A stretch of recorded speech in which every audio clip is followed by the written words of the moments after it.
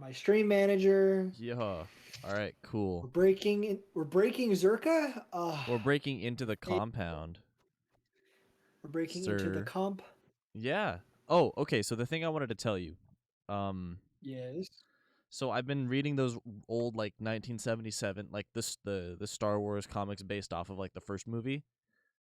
Right. I finally finished the first round, the ones that ended the story right before the Empire Strikes Back comic adaptation was released. And I gotta tell you, they're really fucking bad. Yeah. Is it really that bad? It's pretty okay. So I'll give them credit. I think that the broad strokes are okay. I like the plot that they developed and like the things that they've set up. I think that's a good start. I think everything else within it though, like the actual like the things that would make it Star Wars are absent. The things that would make it Star Wars in the way that we understand it are just non-existent, and it's garbage. It's really bad. Again, it's really garbo. Luke and Leia kiss like 4 fucking times. Darth Vader and Luke meet in this comic adaptation. Like, didn't they meet before? No. They meet and like and like they have combat together. Like they have sword fight. And Darth Vader calls Luke Skywalker puppy. Yeah. What? Like, like young pup, but like puppy. So he calls him puppy. It's really fucking weird. Leia's tits, dude, Leia's tits are like up here and pointing this way, like the whole time. It's fucking weird. Dude. What have you never wanted cross-eyed tits before?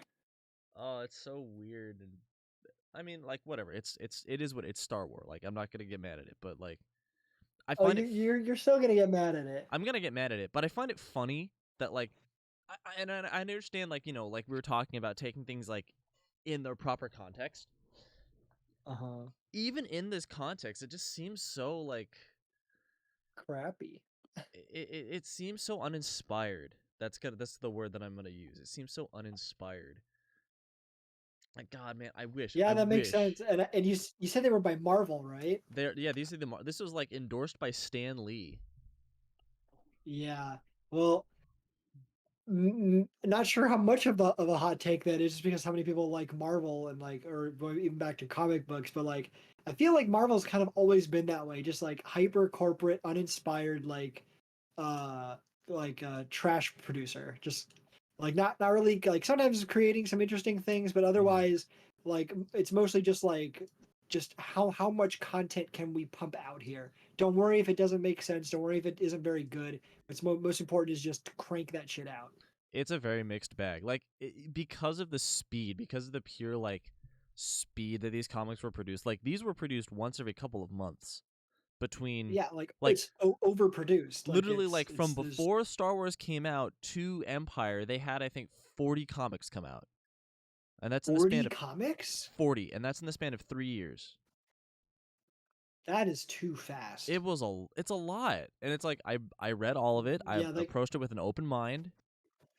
And like how good is the art even? Because I don't even think like unless that person had like literally no life, they were locked in a room and they were just like it was one of those things where they pass like food under like the door or whatever. Here's your meal. You don't get to leave until you're done with not animating, illustrating all these panels or whatever. Like unless that was the situation there, like they had them fucking a prisoner. Like I don't know if it's like even just like one or a few people will be able to pump out that many comics that quickly. Okay, to be fair, like or at least to do it quickly and also well. Yeah, it's like were they decent? They were okay. They were like below average. Okay, like so that makes sense then. You could tell that it was done by a professional, but you can tell that it was done by a professional on a timeline. Like that's what I mean. Yeah, like you would not be able to have somebody, even if a professional, be able to produce that much content in that amount of time and it be good. Yeah, like the characters, like the face shapes, all the characters, the tip positions. Luke and Han look like the same person in terms of face shape for the first like 15 issues, except for their hair color. Like just the face shape is the same, like square-headed white man. And then I eventually they assume like also the clothes are different, right? the clothes are different, the hair is different, but the So, like like the face but their structure faces look the is the exact same. And like eventually they figure okay, Luke has to look younger, Han has to look a little bit older and rattier, but like it's ugh. So I got through the first like 40, right? And then I immediately 40, I don't know. Let me double check. I actually have it up on my phone right now. that it is it should not be in any way a flex that you have you've read that many of Oh, I'm these like sorry. old Star Wars 30 comics. It was 37. I'm on number 38. And this is the same Uh-huh. alleged continuity that was started with like the first like comics, which were the comic adaptations of the first movie. They change artists. How many times? No. This is the first time they changed artists. Like it's Oh, very okay. different. And the thing is, I don't know if you'll be able to see this, but Leia looks like a blow up doll now. Like here. Uh-huh. I'll go back and show you like Leia's like bazooka tits. Bazooka tits. Please show me Uh, dem titties. yeah. So there's a lot of okay. All right. This is yeah. Okay. There's a couple of good pictures of Leia in here. Okay. It's horrendous. Okay. Yeah. Here's the Please. gang. For everyone who happens to be hanging out for this shit show, yes, please enjoy pictures of very poor Star Wars comics from So what the are these from like the 80s? this is from the 70s, dude. This is Oh, even from earlier. Oh, this is fucking from my right mistake. before the movie was released. They did the six comic adaptation of the movie, and then they went on to continue telling the story there. Again, Gotcha. the broad strokes are okay. I like some of the content, but like the majority of it is just absolute trash. Here's Han, Luke. I'm sorry. Here's Han, Leia, and Chewbacca, and 3PO. Oh fuck! I dropped my phone. And 3PO, with his nipples connected to a computer.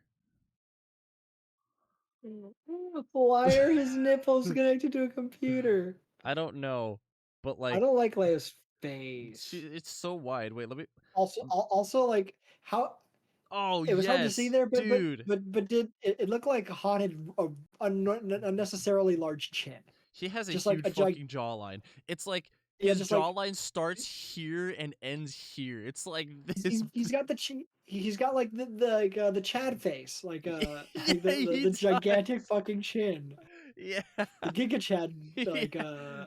jawline. Like I don't know. Here's Leia with her like with her like perky tits by her collarbones. Those are real. They're like up here. That's what I'm saying. Why are They're they? so Why high. are why are they all up here? Oh no.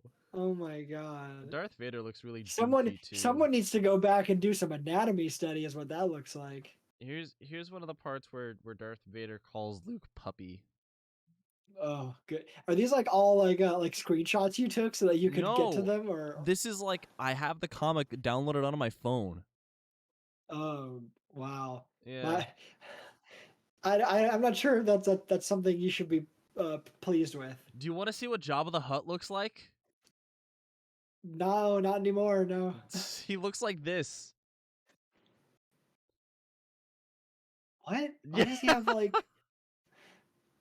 what? Okay. So I don't remember. Okay, Wasn't like he in the original one? Like as a like an animatronic, but wasn't he in the original Star Wars? Like as as the a like episode 4? Slugman, he was in the original Star Wars as an animatronic, and if I remember correctly, he was the Yeah. Slugman there too. Like Like I was even just like thinking like, wait a minute, this can't be retcon.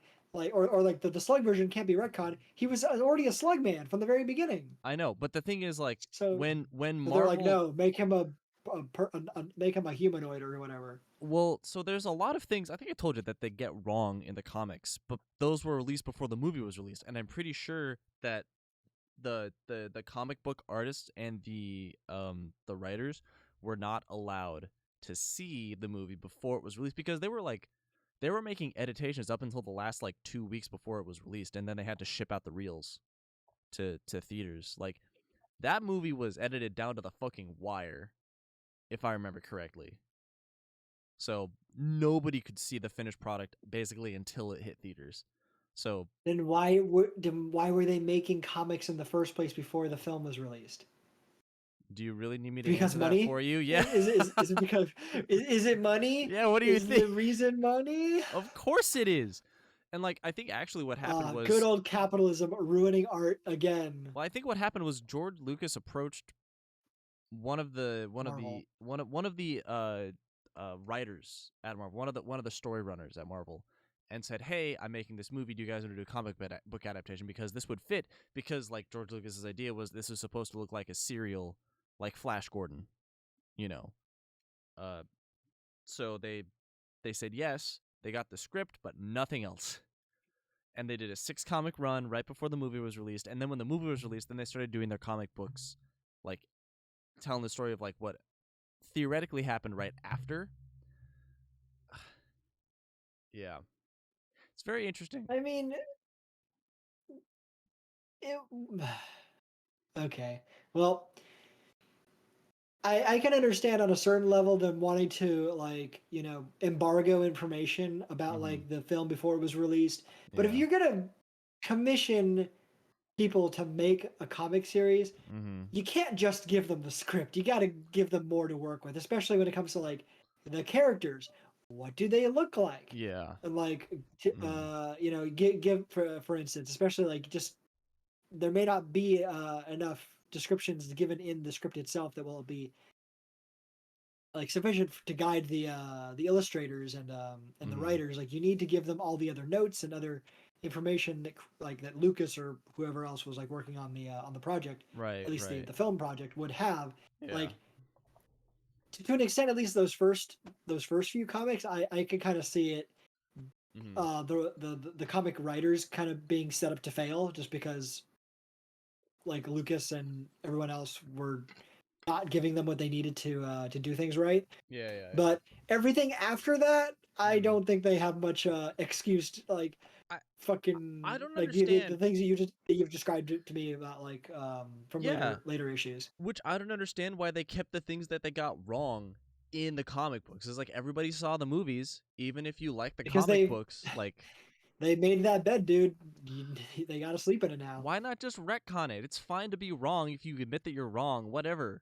Like, I mean, okay, I also understand if they wanted to be like, no, we're keeping our own continuity in the comic books because that's what Marvel does. And it's like, okay, sure, fine. However, comma, it's not good. it's it's not good. If your It's continuity was actually interesting, that'd be one thing, but it's yeah. dog shit. Well, and I wouldn't even say the continuity itself is bad. Like again, like I think that some of the content is good, but just the fucking the details are wrong, the minutia is garbage, the dialogue doesn't sound like the characters, but the broad strokes of the story are like kind of cool. That's where it's like, okay, I like bits of this. And if in my like schema, right, of my headcanon schema of Star Wars, now that I'm like taking a deeper dive into these comic books, I'm like, okay, I would keep these elements. But all the shit that was said, like as the characters, chuck that fucking shit out the window. Doesn't deserve to Mhm. exist. Anyways, I'm Star telling Wars. you, dude. Yeah.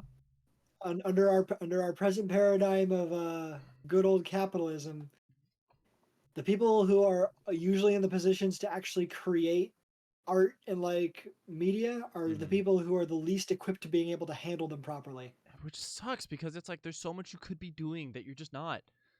Like, who gives a fuck about reception? Make art that you want. I think that's Dude, why. you're preaching to the choir here. I know, but like, I think that's why, even within the Star Wars, schema, I think that's why most recently Andor was so fucking successful. Because it's like, they just wanted to tell a story about something in the Star Wars universe. And it was successful because they were like, I don't give a fuck what Star anyone thinks. Wars. And it worked. Dude, All right. imagine not being held to the bottom line and not caring about the the shareholders or any other like annoying. Uh, what did Right. the focus group say about it, Zach?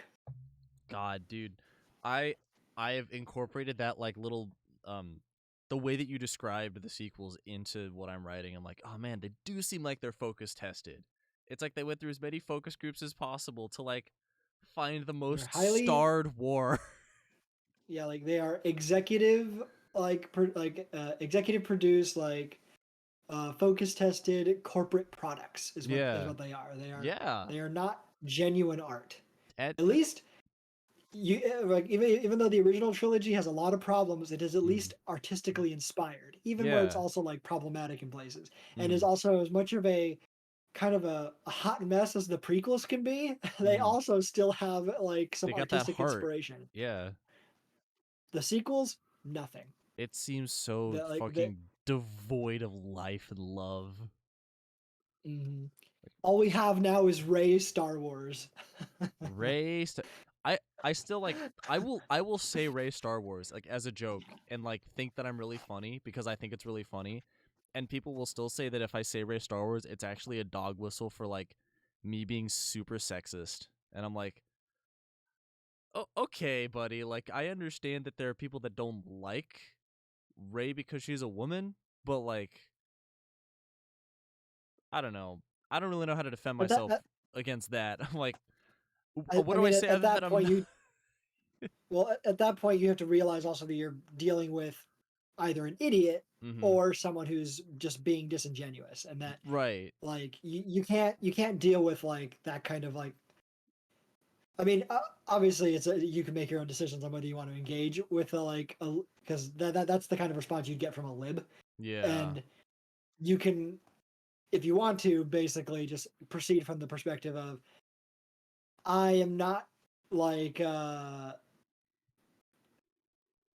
for however you may think that I'm dog whistling is like a reactionary here, like Mhm. uh I'm coming at this from the perspective of, and then you basically like say like how you critique the sequels, and like Mhm. it does not have anything to do with the any of like the really rancid discourse about like Mary Sue's or whatever, and like other like just terrible arguments that try to be made by the right, and Yeah, that yeah, yeah, yeah. just the position is more grounded in as a critique of capital, as a critique of like just all of the other issues surrounding like what makes, from a narrative perspective, from a film perspective, Mhm. like the Mhm. sequels just to be categorically inferior to everything that like has been made before. Right. Not to say, of course, that Star Wars has never been perfect, and that this is the downfall of Yeah. Star Wars or something. But Yeah. that Dude, but the just downfall of Star Wars to started in 1973 when George Lucas started working on Star Wars.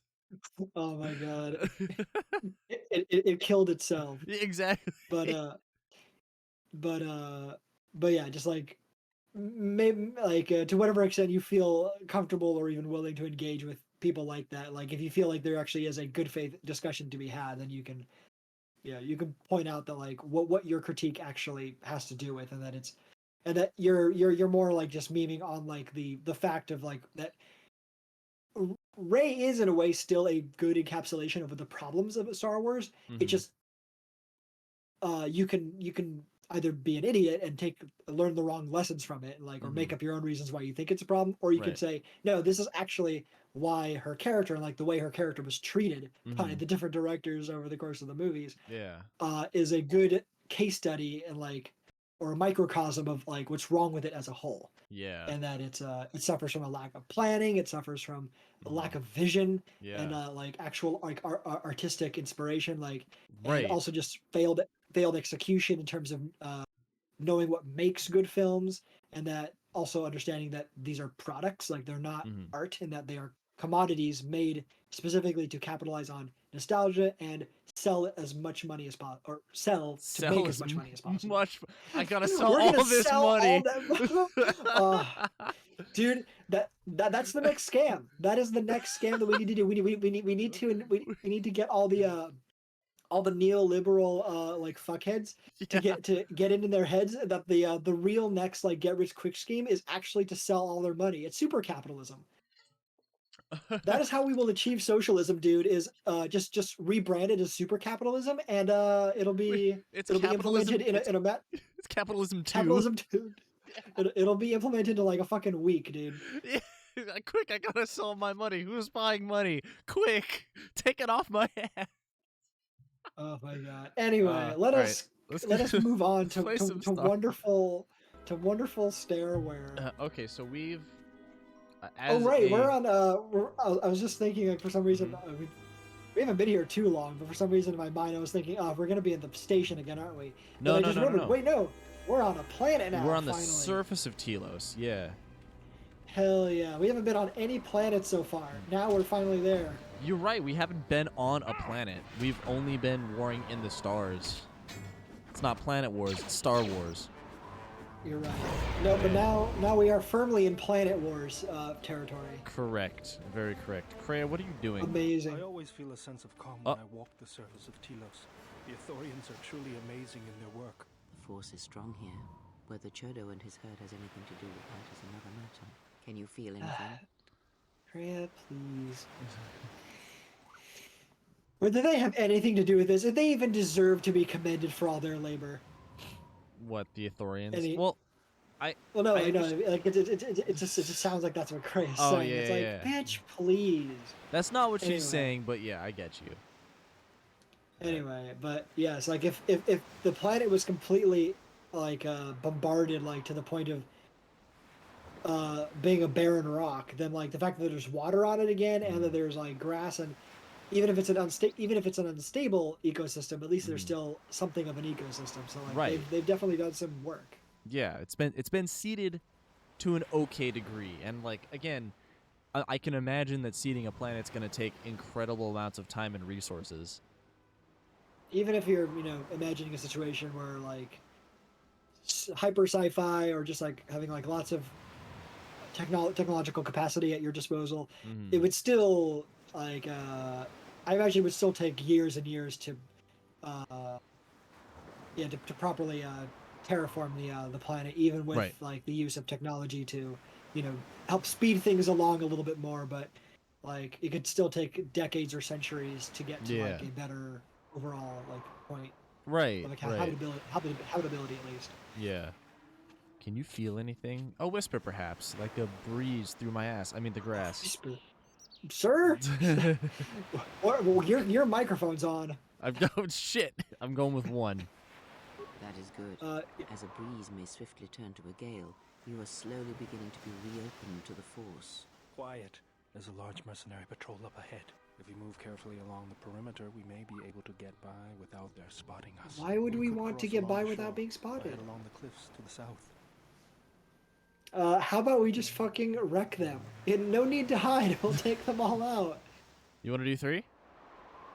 I mean, I figured you were gonna do that anyway, and also like, yeah, why hide? We're gonna kill them. This is just a. Yeah, let's do 3. This is a character interaction, or exact. It's just character building. Or will what's his name again? Beodur. Okay, yeah. Like for some reason, again, I want to say Bao. I'm like Bao. But apparently no, you don't pronounce it that way. Okay, but would he be upset about us just taking them on? I don't know. I'm just curious, like what his ethics and personality are. Like He I'm fucking still trying hates to figure out Czerka.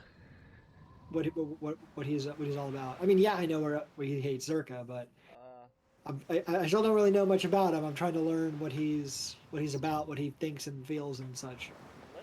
Let's do 3 then. I don't mind saying like let's just fucking go for it. Okay, Bold. we could take him. All right. Let's do it. Bold. Indeed. All right, I'll pop a hot. Those aren't the Czerka, Zach. Those are No. These those are are frogs. I'm gonna get to Czerka last. I want to do the Canucks first. They're still very ugly, like quadrupedal frog things. Ooh, that's a new animation. That's a or, good like, power. effect. I think that was horror. So Yeah, now I they're haven't seen afraid that and they one. can't do anything. Look, it's cowering with its like hands over his eyes. That's so sad.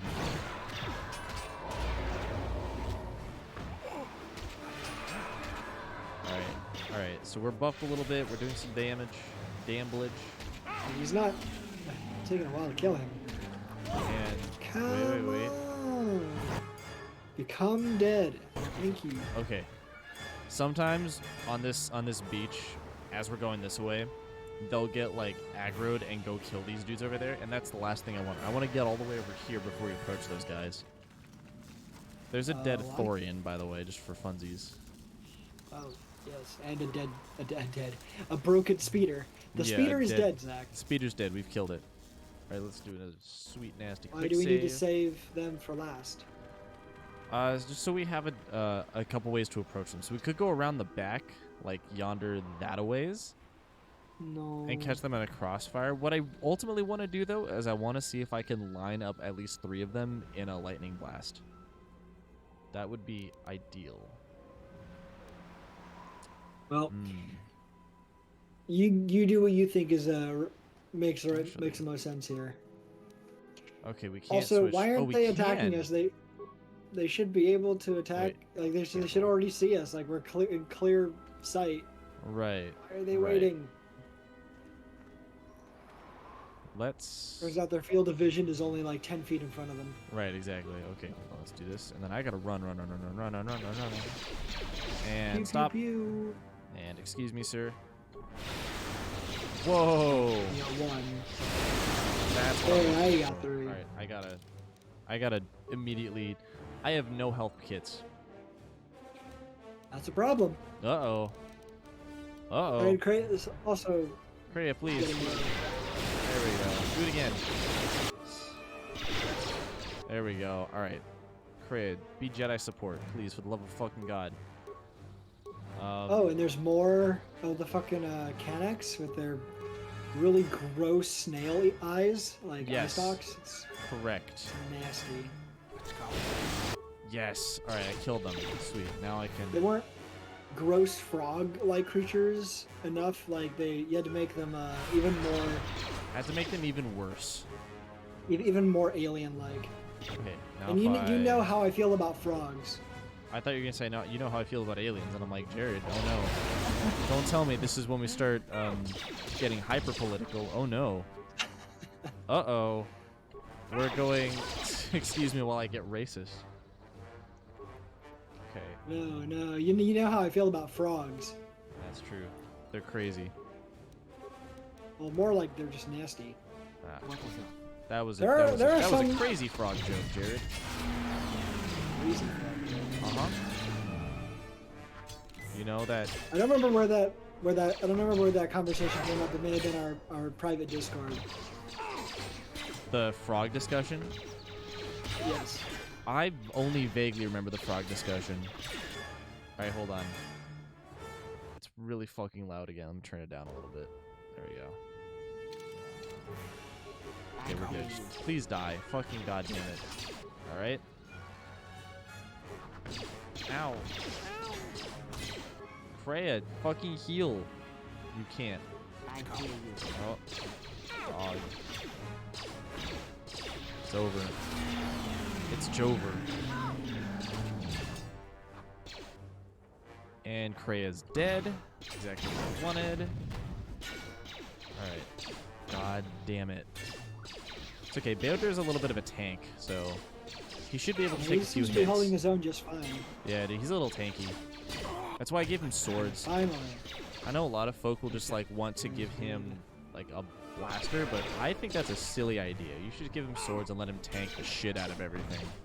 Let's get this over with.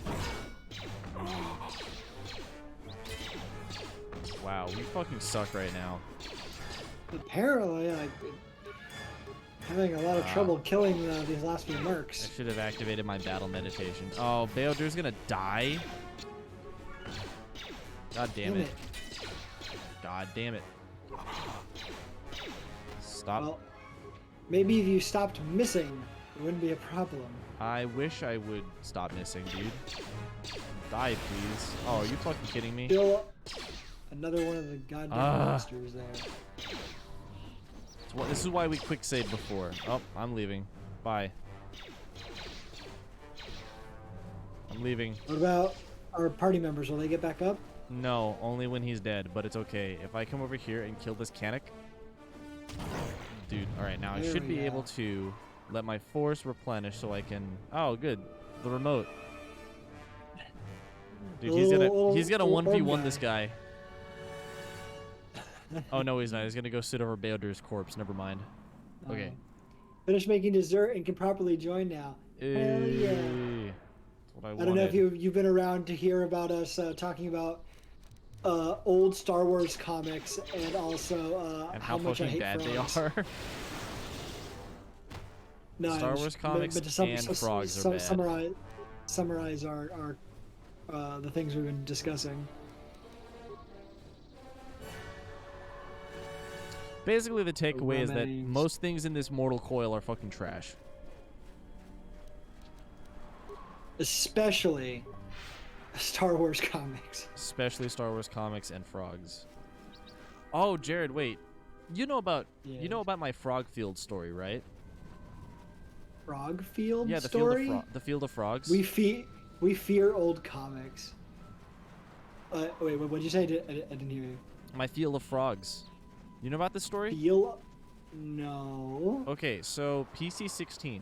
We were in Missouri, I'm pretty sure. It was Missouri. Ah, my favorite.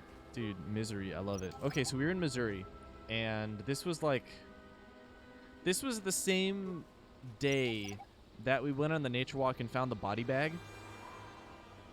Right, I remember that story. Have at least 2 hidden caches like this. We should keep our eyes open. This is the second cache, Beoder. What the fuck? All right, yeah. So, Thank you. So you found the dead body. So we found the body bag, right? And then we went back and we had rehearsal, right? Okay. And while we were, so our rehearsal is basically, all right, so here's the plan. After we finished eating dinner, we're gonna go to this field all the way over here, which is like over 2 hills. So we go over 2 hills, and the pit can't make it. And the pit's like, well, I guess we're just not rehearsing today, because fuck you guys. And then we get to the field, and it's like knee-high grass, because of course it is, but somehow the paint crew still painted over it, so you can see lines like on the top of the grass. It was really funny. And then like as we get there, we start hearing like the low swamp ambiance, as you can hear in the swamps of Missouri. And as we get on the field, Missouri's not really much of a swampy place, but okay, maybe this particular area was. We were by a river. We were by, I don't remember. I'm pretty sure it was the Mississippi River. Do you mean marshy? Like, was it a marsh? It was marshy. It was marshy. Like, okay, that makes more sense. It was a marsh. Yeah. So like, it was gross. It was like hot, humid, and gross. And we're over there, and then we realize, oh, all of that like riveting is coming from the field. And our captains are like, all right, gang, let's get on out there and have ourselves a rehearsal. So we walk into the field, and like, during rehearsal, every 2 or 3 steps, you'd feel a little tiny pop under your shoes. Oh. And you know that you stepped on a frog. What the fuck? Why did your people? Because it was trash, dude. Listen, I'm just telling you. What the fuck is wrong with the people in charge who were like, yes, the field is knee-high grass, but we're gonna go fucking practice anyway. You don't know what the fuck could be in there. There could be worse. There could have been worse than frogs in there. Dude, that's just look. There could have been fucking snakes. I know. You think I'm like if they're frogs? If they're frogs, there may be things that eat frogs. I know. You think I'm any happy about this? I'm not. Fun fact. Anyways, yeah, dude. Like. But yeah, that is big yikes there. Like, you feel a pop on the pop under you as a frog got squished. And there was a part. There's a part in the ballad, right, where we the battery went to laid down on the ground. It was so the battery went to the frogs. No, battery turned towards the backfield and like took a knee for the ballad when we weren't really needed for anything. And all of us collectively, like, we took that knee, we felt a frog pop under our knees. It was just, you guys committed frog genocide. Dude, I didn't ask for this, all right? I'm just telling you how it'd be, dude. You have the blood of an entire race on your hands. That turret just made a Lego like death sound effect. It did? Yeah, it was kind of funny. Oh, got him. All right. Well, anyway, as much as I don't like frogs, I still don't like the idea of them all being like grossly stepped on. Oh, did you not like Frog Field? No. Also, yeah, like if you like frogs, I'm Chef sorry. Kitty, you're more than welcome to. I like yeah, I guess you don't remember the conversation on the Discord, Zach, but like honestly, No. We've been spotted again. We're close at to least the compound, so they'll be getting ready for us. They're getting ready for us. at least Ryan and Harrison were there. But Mhm. like basically like my point was just that like there are some species of frogs that are like kind of cute and like cool, but Yeah. like there's a lot of frog species that are just gross. There are a lot of frog species. It's true.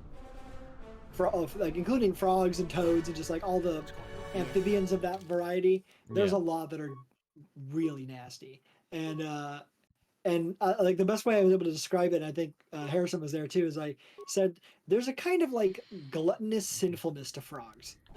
Gluttonous sinfulness. Yes, and it's just it unnerves me, and I don't like it. What an interesting Like phrase. They're so old. They're so like they have there's an even like deeper primordialness to them than like reptiles. Because reptiles are at least are a more recent like evolutionary creation. Amphibians are very old, and there's Right. like you look into them and it's like, oh, there's nothing there. I'm like staring into the abyss. Right. Like reptiles, like as much as people like to talk about lizard brain or whatever, like reptiles are actually like sociable, and you can learn like to like actually befriend them and tame them and whatnot. Right. Amphibians are kind of just like they're just pits, like they're like that bugs and other frogs get sucked into, and like that's it. Right. Kind of nasty. Yeah, understandable. Okay, that doesn't help. But I do now Still have. not fond of not fond of them all being getting smashed underfoot by teenagers practicing for their field show. Yeah, sorry about that. The human is here. My turrets did not work. Why is she so pretty? Ah, but my droids will not fail me. Destroy her, my warbots. Alright, bitch. He sounds so like I'm just gonna thread the needle. maybe Got him. Alright, now. maybe that it I'm was just here. like the voice actress, but she delivered it very like demurely. Why did they not work, my turrets? Right. Oh, Very high Theodor is instantly dead. Oh, wow, so much for him being tanky. God damn it. Oh wait, I can do something that'll help us right now. Let me just... Like me? That'll help. And then I'm also gonna pop a sick nasty heal. No attack, just heal. Please. Oh, god damn it, that didn't help. It'll help me though. Hey, stop it. It's just you now.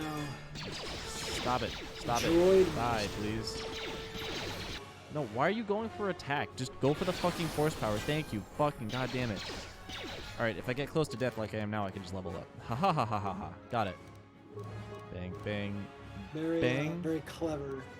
Thanks. Though a lot of RPGs nowadays, I've noticed, do not allow one to level up while in combat.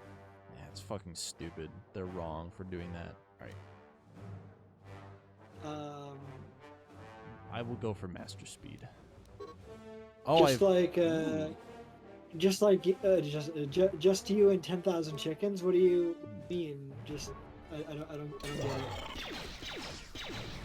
Me and 10,000 chickens. I don't get what you mean. I know. Wait, hold on. That's got to be something, right? Is that a Star Wars reference? I don't think so, but I also don't know. I'm kind of an idiot, if I'm being quite honest. Let your party members heal up. Oh, but this did remind me. I was curious. Comic reference. Oh no! Stop bringing back the comic books. They're horrible. We've had enough discussion. I'm gonna let my force points heal up real quick. We fear the old comics.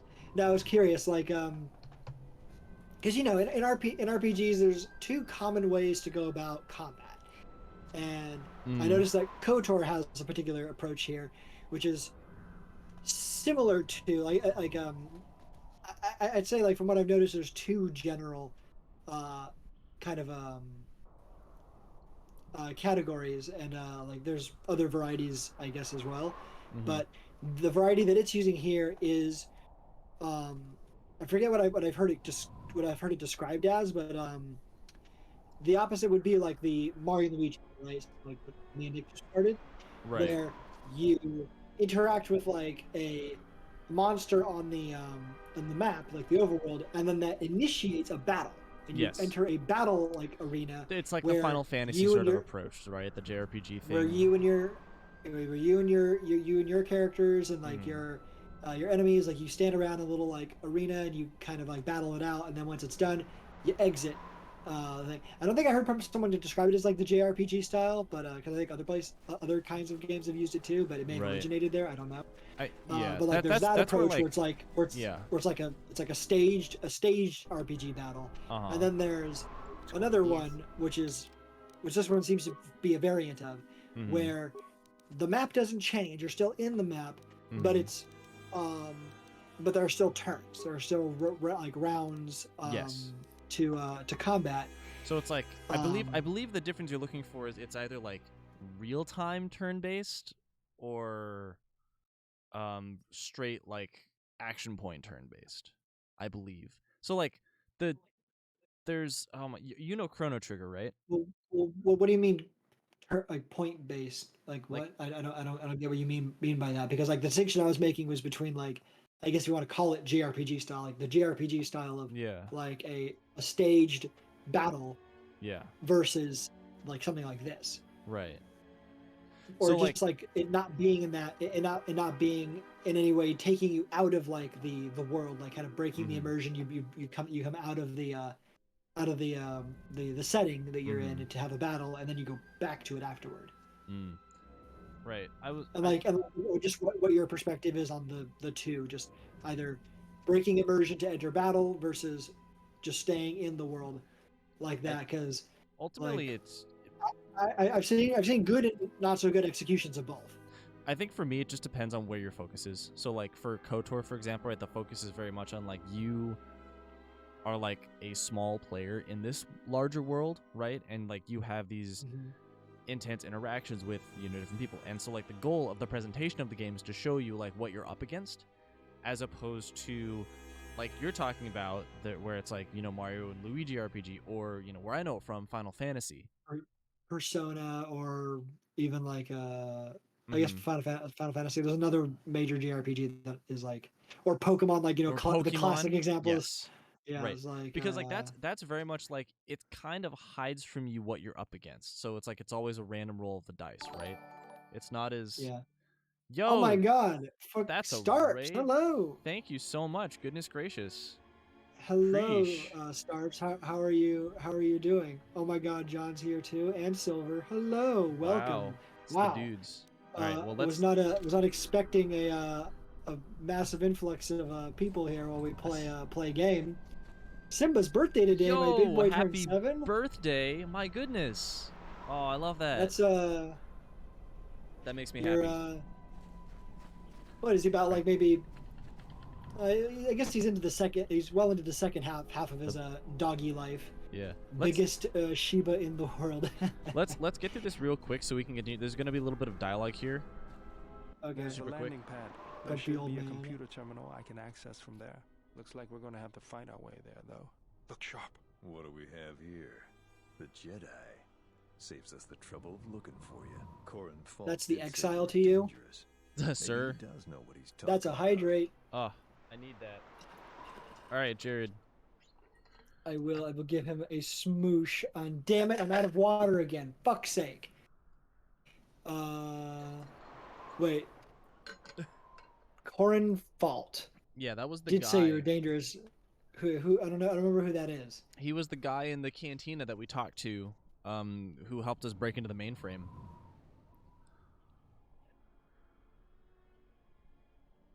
Somehow I'm blanking. I thought I remembered who you were talking about, and then I thought I was thinking about somebody else. He was the guy who we talked Anyway. about. We talked about like dirt. It's like, oh, we're looking for dirt, and he's like, oh, I'm sure you can find like 100 types Now of I'm dirt. remembering. Yeah. Okay. Who are you? He was right. Fucking get ready, dude. Mercenaries, how about I pay you 500? Nah. Enough talk, let's fight. I mean, does it really matter who this guy is? No, he's a mercenary. Okay, well, let's just say he was right. Just fucking go. He was right. We'll see. You may have caught a few of my boys off guard, but let's see how you fight now, Jedi. Attack! Attack! Jedi, kill these men. Anyway, Kill this man.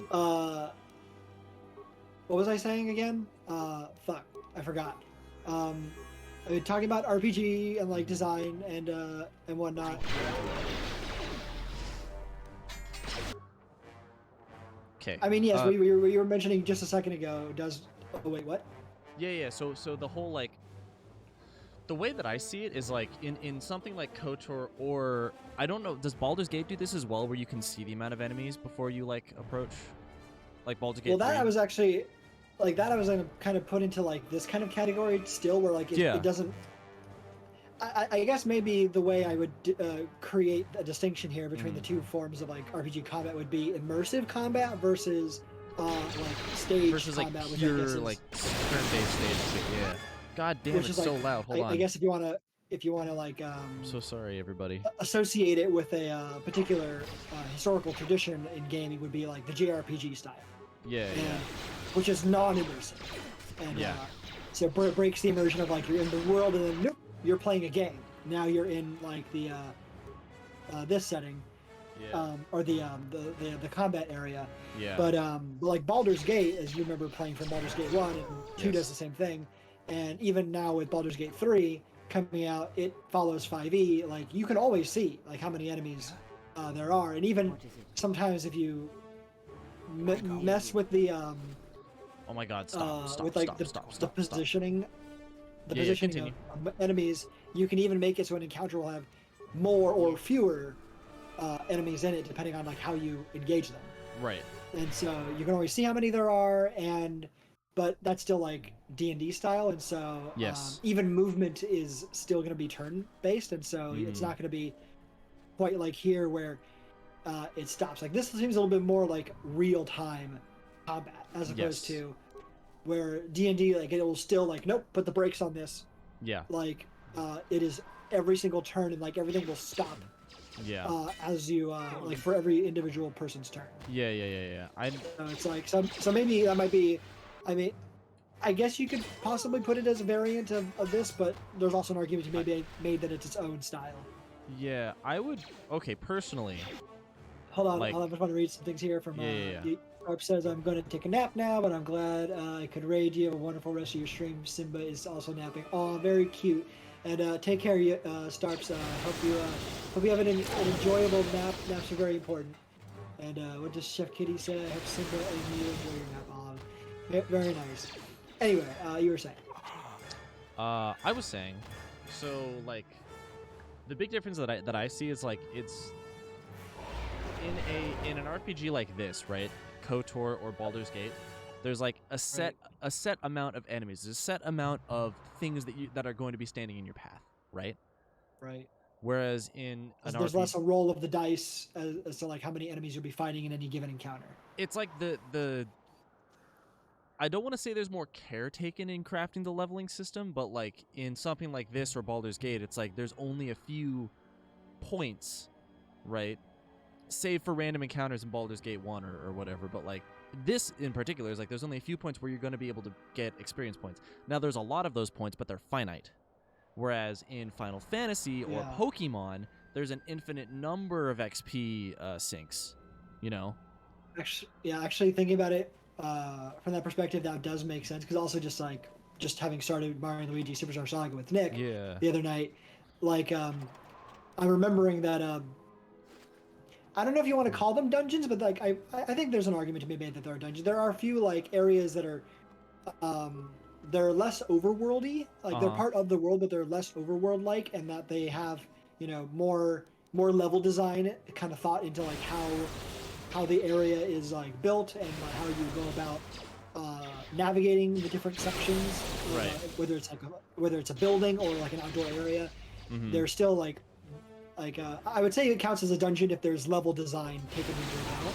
Yes, I would agree. But if you enter, whenever you enter a dungeon, like there'll be a certain number of enemies there. But if you leave that dungeon and come back, all the enemies you kill have respawned. Yes, correct. Which means that you can grind as much as you want for XP. Yeah. This is not the case even in like say Baldur's Gate 3. Mm-hmm. Once you enter, let's say, you know, X village over here, and you kill all of like the gobos there, or whatever. Yeah. They're gone. Like they're not gone. gonna come back, and that Yep. like it is part of the story that you have wiped out that area. They don't suddenly come back to life, and so Yes. your actions also have consequences, which is part of immersion. Yes. And like, actually having talked about it with Sheldon a little bit more, because he's having lived in Japan now and also starting to get into like gaming, like as an industry. Been talking about like just difference in like between Japanese and non-Japanese game design practices, and it seems that in general this is kind of like a consistent thing across Japanese approaches to game design, which is that immersion is either not respected or is just not thought of as like taken into consideration when making the game. Like immersion is not like a major just point in or is not a major feature of game design. Right. And thinking about like the actions of the players have consequences that are lasting on the world, or that in the case of combat, that if you kill X person or whatever, even if it's just an enemy, like they don't just magically return. Like that in world they've been killed, and so, and I think this is like, especially seeing in like more recently with Nintendo trying to go open world with Zelda, and with Breath of the Wild, and to an extent it having some hit or miss with Breath of the Wild, but it being a major disappointment with Tears of the Kingdom. Yeah. And the fact that you can't really tell a compelling story or build out a world very well if your world does not allow for there to be immersion or consequences to the actions of the player. Right. And so I think this is like, to a large extent, kind of what has made it harder for people to feel as like and like why I say I've seen so many instances of people having issues with immersion when it comes to Japanese devs creating more open world games. Not that obviously there aren't any good examples, but that there are more examples to the contrary of it not being executed as well as saying just a non-Japanese developer where they take the world building and immersion much more seriously. Yeah. Cool. I agree. Anyway. Right, quick pause. We found the panel. Awesome. Hopefully I'll be able to access the shield network from this console. I also hope so. You can put your sword away. Like, no, I have to tap the computer with the mouse. Alright, the TSF said the Ebon Hawk wasn't any sanctioned landing site. What makes you think you can find it? The TSF probably thinks the ship was put down in the wastes, but they don't know the planet as well as I do. Telos' atmosphere has been turned into acidic vapor. Landing a ship in the wastes would be like sealing it in a hangar full of hungry Minocs. So that means there's probably an unsanctioned landing site somewhere on the planet, still shielded, but not a restoration zone or other listed facility. That's why I need access to the shield network. Right, also, I don't know what a Minoc is. A small anomaly in the shield network's power grid. I'm not surprised the TSF didn't spot this. It's subtle, more like an error or random flux than anything suspicious. Alright, what the hell is it, man? What is it? It looks like power is being drawn to generate a shield over a small area in the polar region, but nothing should be down there. Orbital can't show. Nothing. Just an empty mesa. We should investigate this. I feel this is the best bet of finding the Ebon Hawk. It is what it is. Of course, Chef Kitty. Why didn't we think of that first? It's okay. I also want to fuck aliens. Anyways, how are we going to get to the polar region? That's a little tougher. According to the computer, a shuttle is currently docked inside the research facility. At least there was at last report, though that was months ago. Alright, so we don't know that the shuttle will be there or working. I don't, but that's not going to stop me. I'm getting back to Citadel if I have to build a new ship myself. What are we waiting for then? There's one other Let's go! Recently, Czerka teams that were sent into the military facility have not been coming out. God damn it. But it's not as though we have any choice. Yeah, alright, let's do it. Okay, so. I missed an opportunity to do the let's go bit. Or the, no, not like, come on, the come on bit. Yeah. Minot, however it's spelled, like big angry puppies. No. So Jared, Big angry puppies. What? do you remember in Empire, in the fifth movie when they land? I remember all the empires. Okay, so you remember in the fifth movie when they land like inside the mouth of the worm that they think is a cave on an asteroid? Yes. Okay, remember those things that they see outside the window and like it latches onto the window and looks like a lamprey? Oh, that's a Minoc? Yes, that's a Ugh, Minoc. Yeah, pretty nasto. it's disgusting. It's awful and I hate them. But yeah, that's what they're talking about. That's a Minoc. Interesting. Mm-hmm. I'm trying to figure out how like his voice, like the voice actor. Like I don't know if it's just like the actor's voice, so they're just doing naturally, or if they're like giving him a voice. But I'm trying to figure out because there's something about it, and I don't know how to describe it or like in any way that's productive or helpful. He's a soft boy. That's what he is. But I'm trying to like place it, and I need a little bit more time to think about it and also hear him talk. Don't worry. But you got an opportunity. once I get to that, it'll like once I have something, I'll let you know. You have an opportunity to hear him talk some more here. This arm of mine isn't just for show, General. Stand back. Bang. He didn't even touch him with the other arm, though. No, and then he did. Mercenaries were a little surprised Yeah, when I but broke my way out of my holding cell. The shields there were even weaker than these. After you. There you go. That's still funny though. Like, why did they have him Like touch it with one arm and then smack it? specifically touch it with the arm that isn't like the prosthetic arm? Right. Like this arm isn't just for show. Doesn't he proceeds to destroy the shield with his regular arm? Right. Oh shit. That's how hard he goes. Also, god damn it, dude. Did you just get one shot? Yeah. I did. Oh fuck me. You need to stop sucking at game. I want you to remember that I cranked the difficulty up on this past what is possible with this game in the first place, just so I could make it harder on myself. So I don't want to hear any goddamn words. Zach, you know I'm just fucking with you. No words. That sounded a little too sensual. But going, how did you like that? But just like very God soft, as if it was like in a lover's ear during intercourse. Yeah. God damn it. Well, I'm gonna fucking die. Let me level Kreia Anyway. up while we're here. Oh, I turned her. Oopsies. I guess demolitions is helpful, sure. One power? That's so fucking useless. Actually, that's a lie. It's kind of useful. I'll do the double redirection. That's gonna help a lot. Except that now she's facing front again. And that will heal her up, right? Yes, it will. So she is now at full health. Doesn't Yes, refill her force cool. points, funny enough, though. Focus.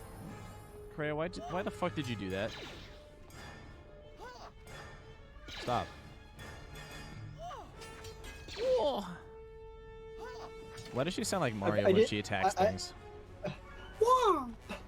I did forget to actually get to the point that I was trying to make, which was I guess just in looking at or thinking about different forms of game combat design, like what forms do you personally find most enjoyable? I like this form.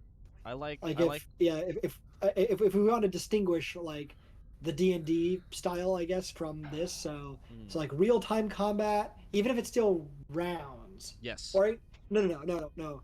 I guess I want to make it even further hairline distinction there. So this is real time, but it is still rounds. Yes. So no rounds, so like full real time combat, no round. Yeah. Yes.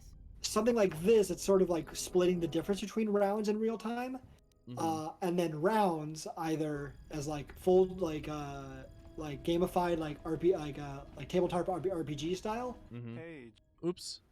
Or like JRPG staged battles. So I guess you want to make those 4 different types there, like make as many little distinctions as possible. Yeah. Like you find this one to be the most enjoyable, where it's not full real time, but it's like closer to it with still rounds. I like it because I can see all of the enemies. I like it because I can see every like piece of the puzzle laid out in front of me.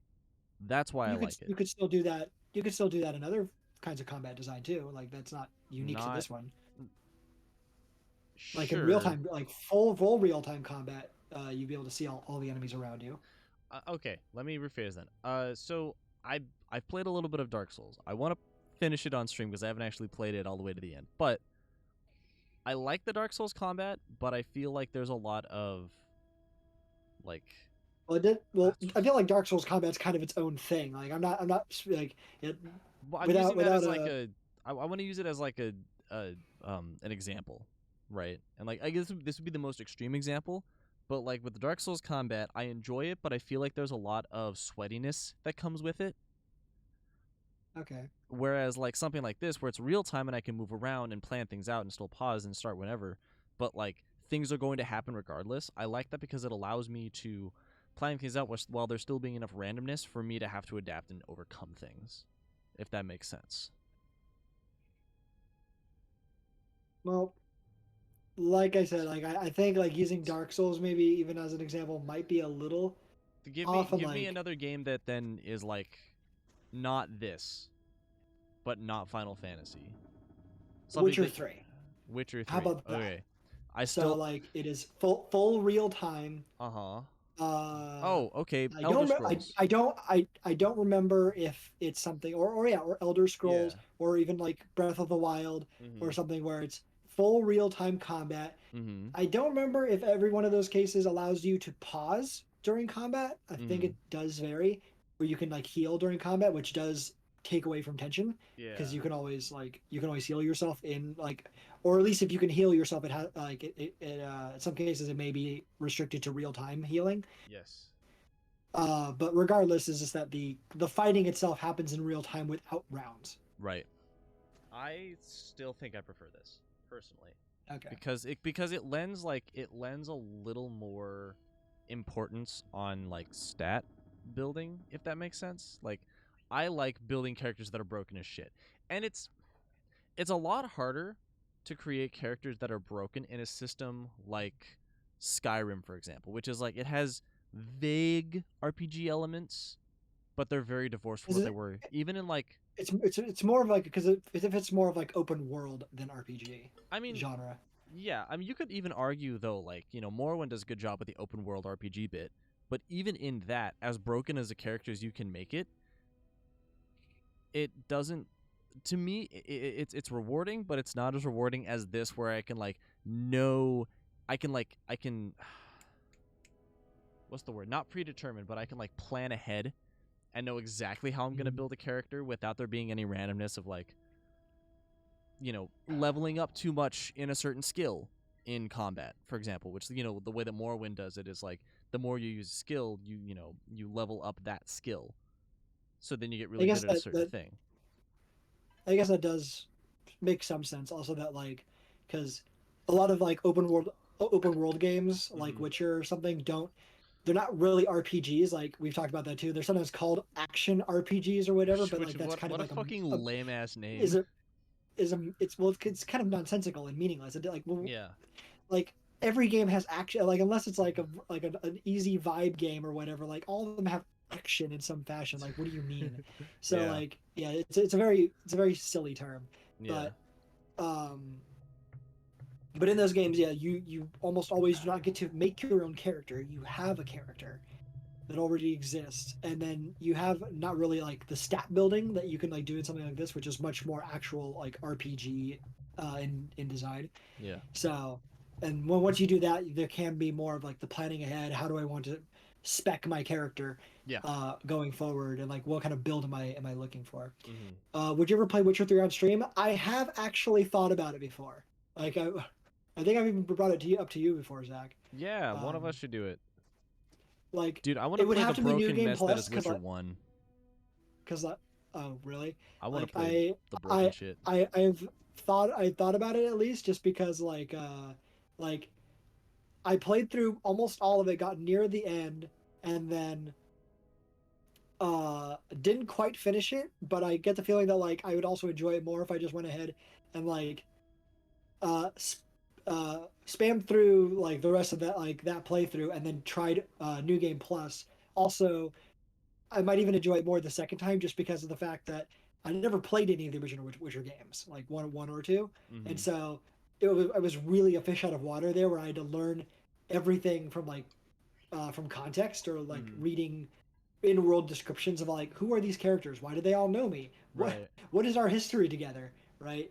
And so having already played the game several years on and then coming back to it, it's like, okay, now I have a little bit more of a handle on things. And so I can kind of dive a bit more deeply into it than the first time where I was sort of just bumbling my way around. Anyway, so we accidentally... are you all right, General? I accidentally what talked are you to talking Beodur. about? Oopsies. Oh. It's my bad. We'll get through this. What are you talking about? You look like you've been standing too close to one of my shield generators.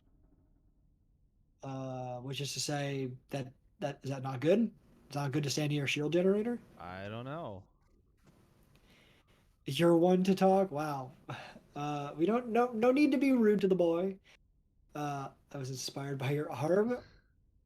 That still feels kind of like an insult. Or does it like, or are they saying like they think their arm is like inspired? I think the number 2 is supposed to be like a little jab or a tease. You know, it's like, oh, I was inspired by your arm. Like yeah, so it's still like kind of being. It's a clap back. Yeah, it's still a comeback. Okay, like no, we don't need to be rude. Are you sure you haven't been chewing on a power cable? What is with all these responses? They're just clapbacks, dude.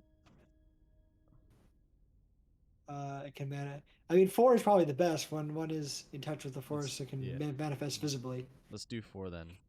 Was there something you wanted me for? Okay. I will see you later. Wanted me for?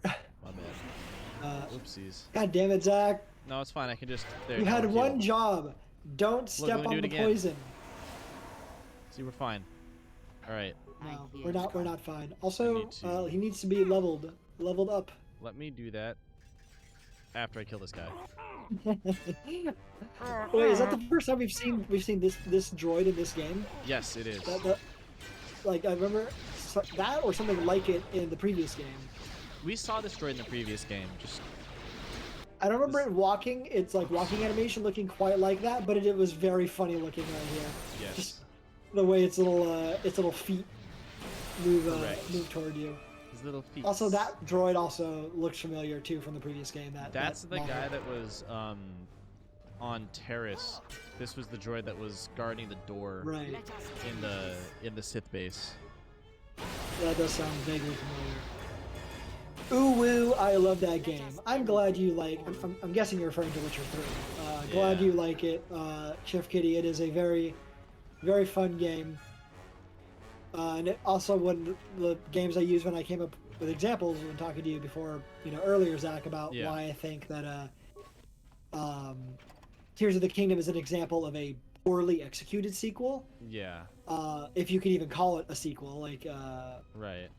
Just based on how it was done, right. Versus something like Witcher 3, which is, from what I understand, very few people actually played Witcher 1 or 2, but so many people played Witcher 3. Yeah, I think Witcher 1 was really under-delivered. Witcher 2 was much more popular, but people still kind of saw it as a niche title, whereas Witcher 3 was the breakout one that everyone played. Yeah, that one reached a very high level of saturation. Yes. And most people that I've heard of or talked to about Witcher 3 have either admitted to never playing one of the one or both of the previous games, or have through discussion implied that they have not played them. Right. Yes. And the fact that it is like that may have even been part of the consideration in how they built the game to make it okay, well, if we know that many people who are probably going to play this have never played the previous games, how do we make sure that it still has continuity with those games, but doesn't make you feel completely lost and you have no bearings on what's happening? And so that's an example of a game that was done, there was thought put into how do we make this game still be a sequel, but also not necessarily require you to have played the first 2 games. Yeah. Right. And so that's always good to see when you see the devs put real thought into taking seriously the idea of a sequel, and balancing that with not alienating new players, but at the same time also not alienating legacy players. Yeah. Which is not an easy thing to do. I will probably say, like, I don't think that's an easy thing to do, but it just requires thought and planning, which apparently Nintendo could not do. They couldn't bring themselves to do that. Nintendo couldn't have been fucked to do that. They couldn't have been bothered by it, and so basically, from you can tell from the interviews, they basically decided, well, we can either alienate new players with our new game, or we can alienate legacy players. And so what are we gonna do? We're gonna alienate all the legacy players with how we design the the story and the world. Right. So it's it really shows you where the priorities are, and also the lack of planning, as opposed to other games like Witcher 3, where the devs were like, no, we still want this to really be a sequel, so that way anyone who has played it, the previous games, they know that, oh yeah, that this is the successor to Witcher 1 and 2. Right. But that way, if you haven't played those previous two games, you could still just be like, oh, this is still an interesting world, an interesting story. I can get down with this, even if I don't fully understand everything. Yes. The game gives me enough pieces of information along the way that I can slowly build up an idea of things in my mind. And actually, the way it kind of worked for me was that the more I learned in game, the more it prompted me to go learn from other things, other sources, and look things up and deepen my understanding. So it as opposed to alienating me and making me feel like, oh, I don't want to play this anymore because it doesn't make sense. Right.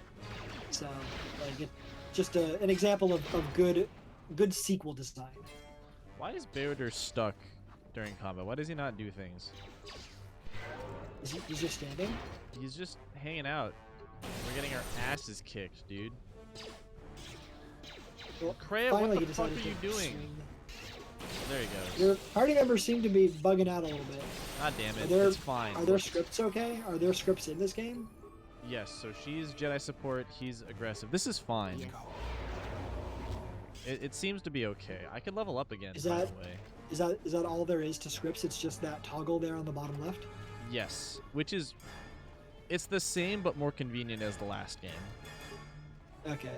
That was going to be my next question. Does it still have all the capabilities from KOTOR 1? Yes, just and more convenient, or is it just a simplified version? Because that would be a downgrade if it was it was more easily accessible, but it doesn't allow you to do as many things. It's more convenient. I'll say that. I don't think it's not simpler. It's more convenient. And it has more stuff in it. Okay. Yeah. So that's still an upgrade. That's still better than the previous game. But there's more you can do with it. Yeah. I would argue that it's good. But that still, I guess, doesn't preclude the possibility of bugs or whatever. The characters not functioning as they're supposed to be. Yeah. Come on, guys. We're fighting some robots. We need you to pull your weight. Yeah. Force armor. I'm trying to think which buff do I want to do next?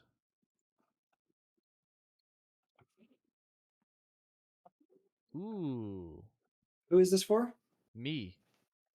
Oh, this is for you. Well, I mean, ooh, resistance might actually be really good. I still don't know this system well enough to give any concrete recommendations. I leave it to you, but I especially do not want to give you recommendations on your character. That's entirely on you to know how to build a cracked character like last time. I appreciate it. Well, I'm thinking because okay, so there's this with the force armor sort of thing where it's the first one you get that's plus aura. 2 to aura and then shield and then armor, right? So the force armor tree.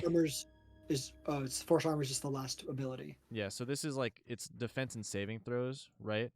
And the biggest one is a plus 6 bonus. This one over here, Valor, is plus 2 to all physical attributes and saving throws, and the last one is raised by 5 points. Immunity, physical being strength, dex, con.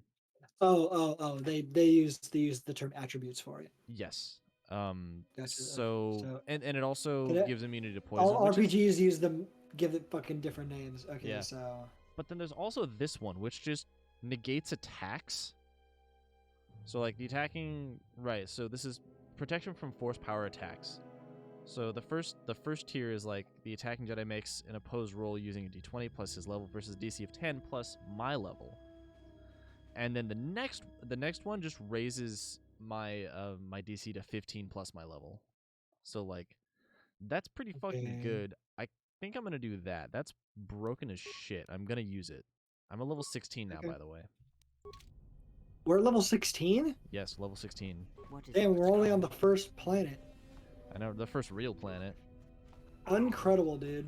Right? It's so good, First dude. real planet. All the other planets were fake. I mean, not real. One orbital shuttle. Ooh. Looks like it's in serviceable condition. That's all a moot point, though. Yeah. Why is that? Why would it be moot? The hangar bay doors are closed. I don't fancy flying the shuttle through solid metal, so I'd say we need to find a way to get them open. We'll also need to find the ignition codes for the shuttle, or else we'll have some trouble getting off the ground. He just stabbed if we us. Get all that, I wouldn't worry about what shape this heap is in. I'll get it running. Beodur, please get your sword out of me. Unhappy. Is he not one of the romanceable characters? Do you not want his sword inside you, Zach? I don't. No. Oh. Jared, Let me guess. Does it also have horns on it, like his head? His penis? I don't know. Maybe.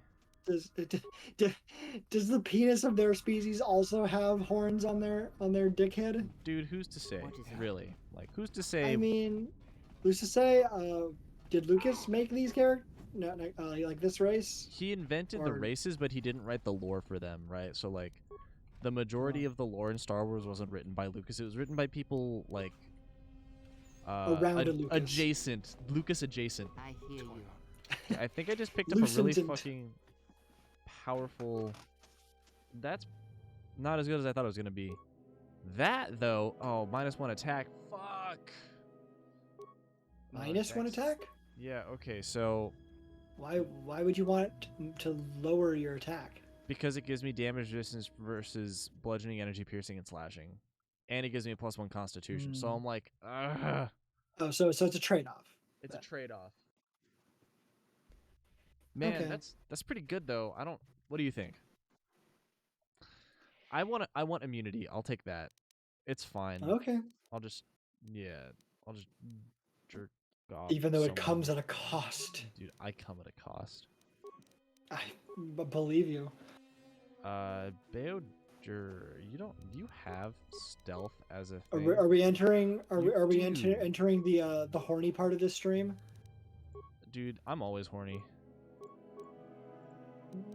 Be that as it may. I don't know what you want from me, Jared. I really don't. Be that as it may, Zach. It's not always horny on stream. That's true. No, today is horny on main day. I'm horny on main. Gotcha. I guess Saturdays are just horny days. I hope everyone else is having a nice Saturday today. It's I guess early evening for me. It's still afternoon for you, right? It's 2:40. Yeah. Yeah, and it should be evening for the chef over in Sweden. Hope everyone else is having a nice day. All you lurkers. I see you. I see y'all. Yeah. Almost Preach midnight here. Big preach for the hangs, y'all. It's nice. I like playing games for people. It's fun. Always encourage interactions from viewers. Wanna promise that we'll read your chat. Promise. Big yes, promise. I put the chat there for the purpose of it being visible and readable, not just for your purposes. Correct. Yeah, that I feel like Oops. I remember that coming up in like one of our earliest discussions about when we were like setting up the channel was whether or not to even have the chat up, but like we pretty much all immediately within a few seconds all agreed that why wouldn't you have a chat? Right. Because like, otherwise. Like you might as well point? just be making YouTube videos or something. Exactly. Like, the point of Twitch is for there to be interaction with like real-time viewers. Yeah. Oh god. Are you part of a rescue team? Maybe. Who are you? Who are you? I'm part of the first Czerka salvage team. I hid here when the turrets and droids went online. I haven't been able to reach anyone. You are here to get us out of here, yes? I don't help Czerka scum. Hey, this guy's been trapped. I don't see a reason why to not. Okay. It's fine. Just here. But why would I waste my time? He's a baddie. He's a baddie. You've said that about Beodur too, who's also apparently a baddie, and I disagree. But here we go. Chef said that? I remember Chef saying that. Chef likes Beo. Baddie is in like a hottie, Jared. Like a baddie, you know what I mean? Oh, he's bad. Oh, I got it. All right, cool. Follow me out. All right, are you ready for the most annoying escort mission in the history of ever? Sure. Is it right this moment? This is the most annoying fucking bullshit in this game. IMHO. Mayo is a pupper. I don't know if he's a pupper. He looks pretty humanoid to me, but you know. Again, like with Dude, the pupper can you thing. fucking? Why is he so slow? Like I said, the most annoying fucking escort mission in this game. Incredible. This is the most annoying bullshit. Anyway, yeah, like I don't understand why there would ever be a consideration to, one, not have chat on a live stream, but then also, why if you have your chat you wouldn't engage with it, right? And you just kind of ignore it, unless there's like specific reason like why you're not looking at it at a specific time, like concentrating or something. Yeah, like or like like chat is like dropping spoilers and I need them to shut the fuck up and the mods aren't like shutting them up or whatever, but like otherwise why else would you have a chat there except to read comments? Exactly. I don't understand streamers out there sometimes. All right, are you ready for something really funny? He has such a golden retriever personality. Wait, a Beo? Yeah. Thank you again. I'll wait here for the next freighter. And then and what is it you think you have accomplished? Wait, so that was it? Are you just the escort leading mission. him here? We got some light side points. What do you think you have accomplished? I moved a man from this location to this location. That's what I accomplished. Right. Yeah, of course. If you ask what does she mean, I'm sure she's gonna say something about you have not helped this man in any way. Blah blah blah blah blah. Well, like, I mean, sure. Or to cause problem for us later. Like again, that's what I'm sure it'll come down to. I mean, I thought it was the best thing to do. I don't want to hear it. Let's go. I'm kind of at that point with number 3, but you can make your own choice. Remember that point when you were like at that point with all the characters in the last game, and I was like, no, we have to do their stories.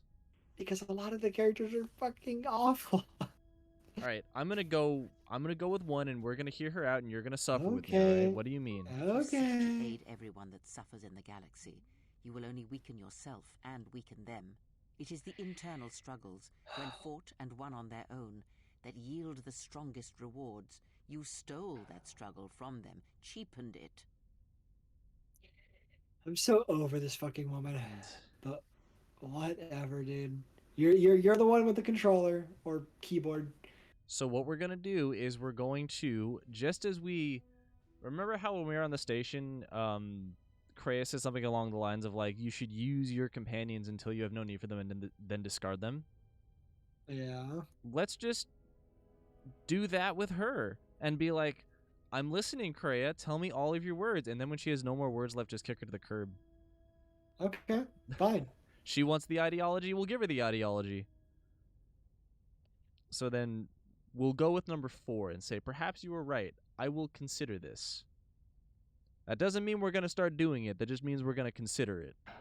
That is all I ask. There we go. That's the way to Well, not at least lose. shut her the fuck up. That, right? God damn. Listen, look. There's one easy way to get Kreia to stop saying things you don't like, and that's just to tell her like, all right, I'll think about it.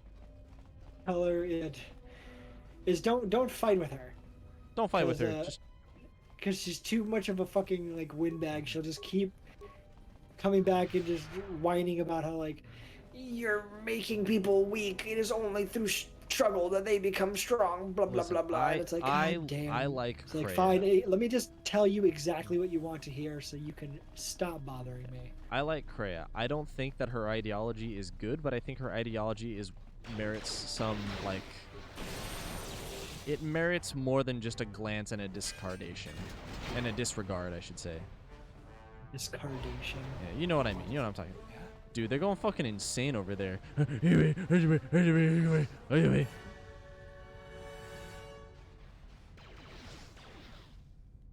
Hey, buddy. Oh, you're having He's a bad never sure time. about where he wants to stand. He keeps like finding a place to take point, and then has to walk Alright, around I'll again. just smack and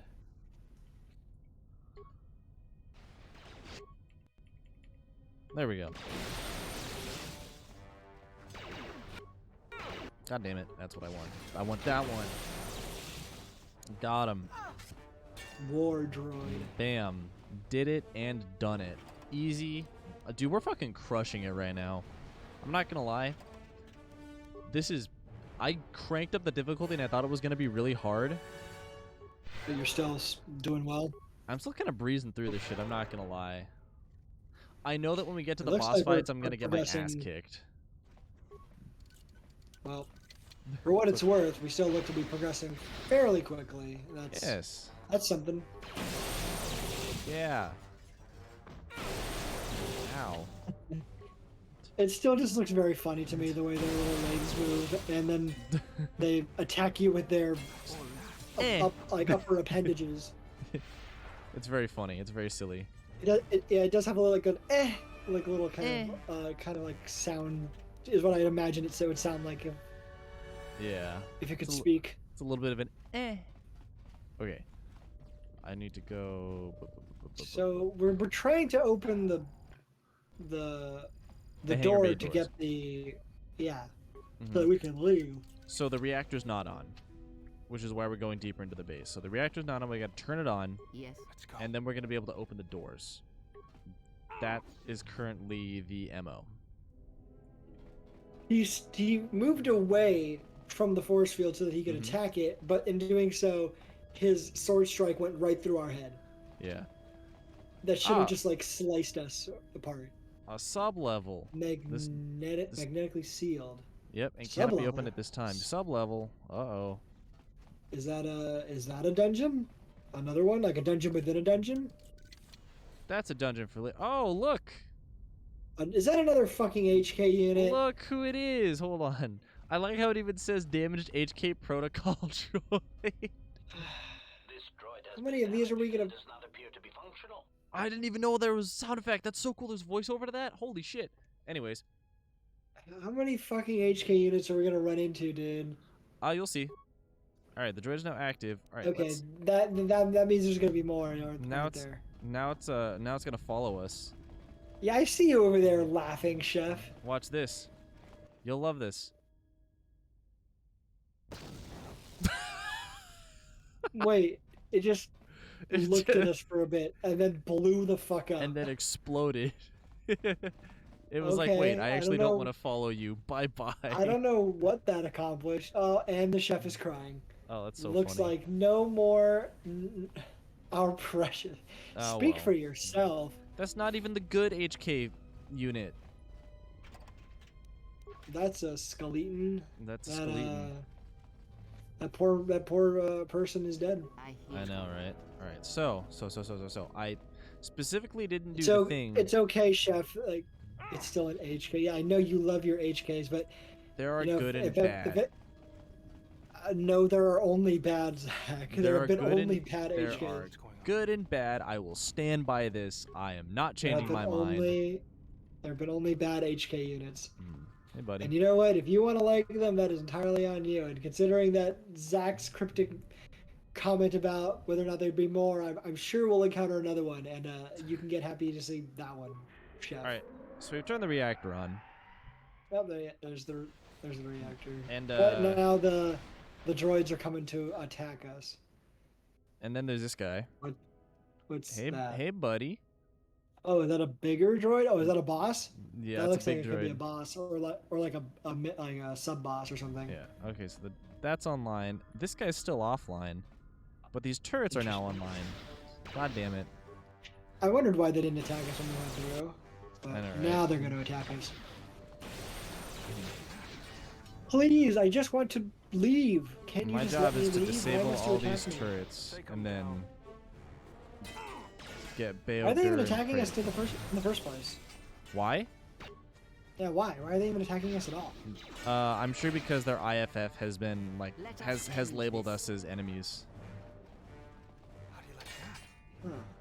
Yeah, so we're probably labeled as intruders because we're not registered Czerka Republic members? personnel. Wait, I thought this was a Czerka installation. It's a Czerka installation, but this is a Republic military base that Czerka was scavenging and salvaging. Oh, Yeah, okay.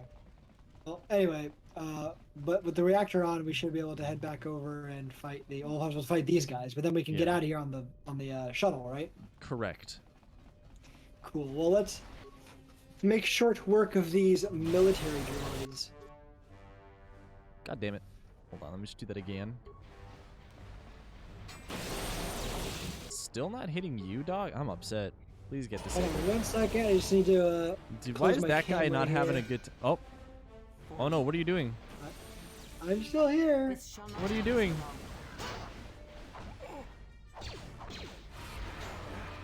I'm afraid of what's happening. Will you fucking relax? I'm terrified.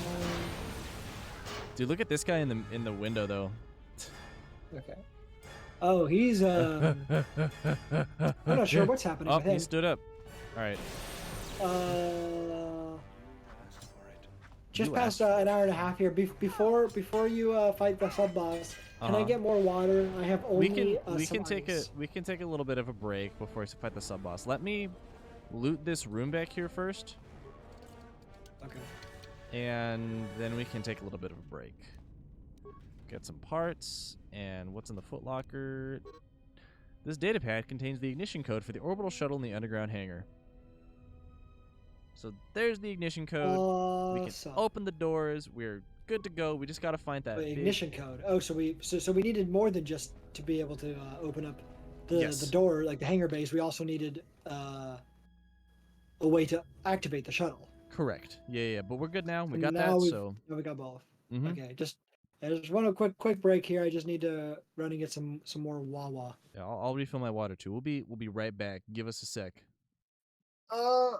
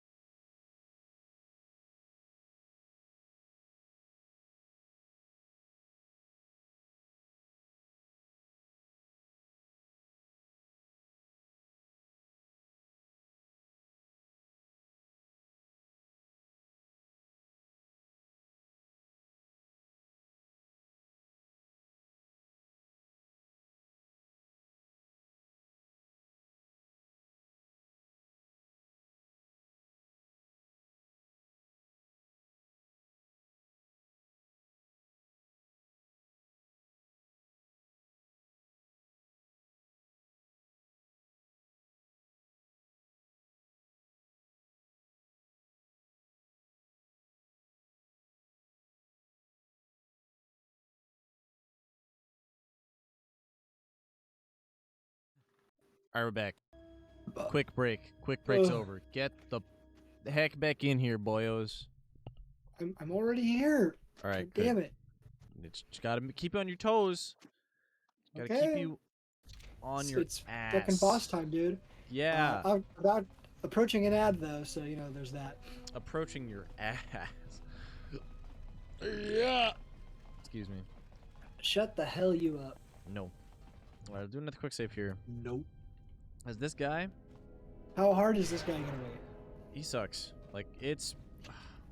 Okay. There he is. Well, he's doing the thing that he always does. He gets stuck in that stupid little box over there. But this guy, no fucking joke, I think might be one of the hardest enemies in the game. IMHO. Let's Oh. get over here. Pause. Okay. Oh, he's a tank. So Yes, tank droid. if he's called a tank, he's gonna be tough to fight. We'll just No doubt. I'm Man, gonna how do go we for all broke. have fucking vibroblades? Don't worry about it. And do that. Yes. And, like it just occurred to me that every single one of us Okay. has vibroblades. We just have like different. I'm just gonna keep uh, chucking versions. this guy with fucking colors. disabled droid. Maybe it'll work. Maybe it won't. Oh, got him. You are All right, on fire. disabled. Disabled. Disabled. Disabled. Got him. Got him. Got him. Got him. Got him. Got him. All right, he's dead now. Well, so much for him being Ugh. one of the hardest enemies in the game. Dude, you're right. But you That know was what? silly. That really probably says something about. Oh, just clip right through that guy. Yes, sir. Does that speak in any way to how much you've built up our character well, or? I mean, or does it a not little necessarily bit. say that?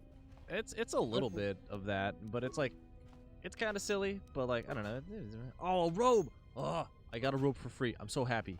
Is this the room that it was in before that like is Yes. now open? Yes, Okay. and we're going to loot it and grab some goodies. This fourth locker doesn't have anything. However, wait. Check this out. Check this out. Free robe. Free robe. Free robe. Free robe. What does it look like? Oh my god! But it's green. That's okay. We'll get another robe. This isn't the final robe. This is just a good robe to start with. This is a very good robe to start with, because it ups strength. It God ups damn it, con. dude. What? It's fine. Don't worry about it. I'm just clipping through. Like, It's fine. It looks a little. It looks a little big on us. Yes, it's very poofy. All right. It looks kind of on the poofier side. Hangar bay doors are open. We have the launch codes. We are good to go, dude. Like, Sexy. are you ready to get the fuck out of here forever? Let me double check and make sure we did everything. Yes. Yeah, we did everything. We're good. Okay, cool. And I'll pop another. I'll do a real save in case.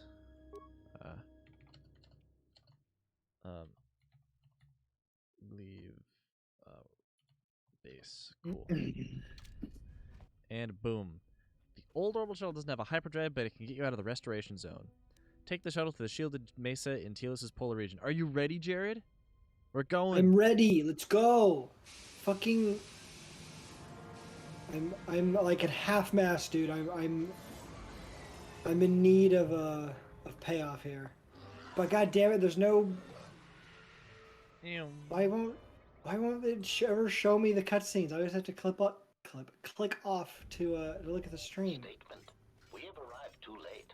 The target has evaded us. We must pursue it. Observation. They have likely escaped aboard the orbital shuttle that has been docked here. The bay control computer likely will have a record of their departure. Query. Have you discovered anything about the shuttle's course? Answer. I have managed to track the shuttle's movement across the SHIELD network.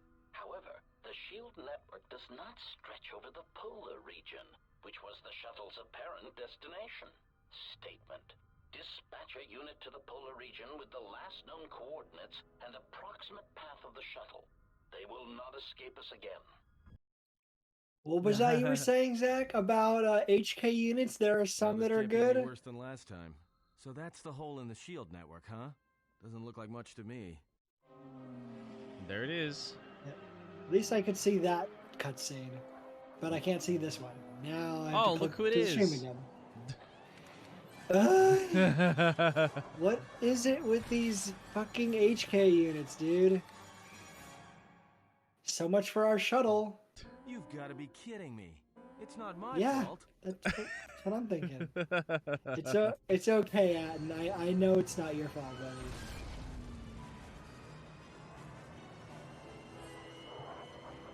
Dang. This is the second ship we've been shot out of the sky with. Second shuttle that we've crashed on the surface of Telos.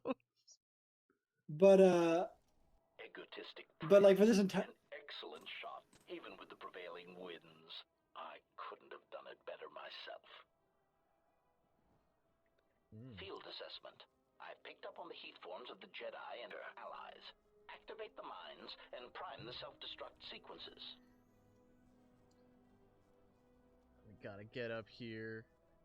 I was gonna say, like, this may be the second shuttle we've crashed on Telos, but it's like the third ship that we've basically crashed this entire game. Yes, It is correct. good to see you intact. We were concerned that shooting down your shuttle would damage you irreparably. Quick clarification. But now that we have found you, we hope that we can facilitate communications. Unnecessary addendum. And put an end to hostilities. At this point, if I was this character, I'd be like, "Oh my god, I've seen enough of you. Like, I wouldn't even listen to what these things have to say. Like, just immediately destroy them." I want to exhaust their dialogue because it's kind of funny, and I appreciate it's. I imagine that there will be some funny things that could come from this. But like yeah. in a realistic situation, it would just be Annoying. too much. Yeah, just too much. Like, I'm so over you guys. All right, let's exhaust the dialogue real quick. Any reason you It's shot never down? it's never his fault. We like crashing. It's a nice hobby. I mean, you could say that, sure, but all right. Any reason? Sure, chef. Any reason you shot down my vessel? Unnecessary clarification. We merely wish to cripple your vessel. Once we tracked your coordinates, we were able to deploy several droids in this location.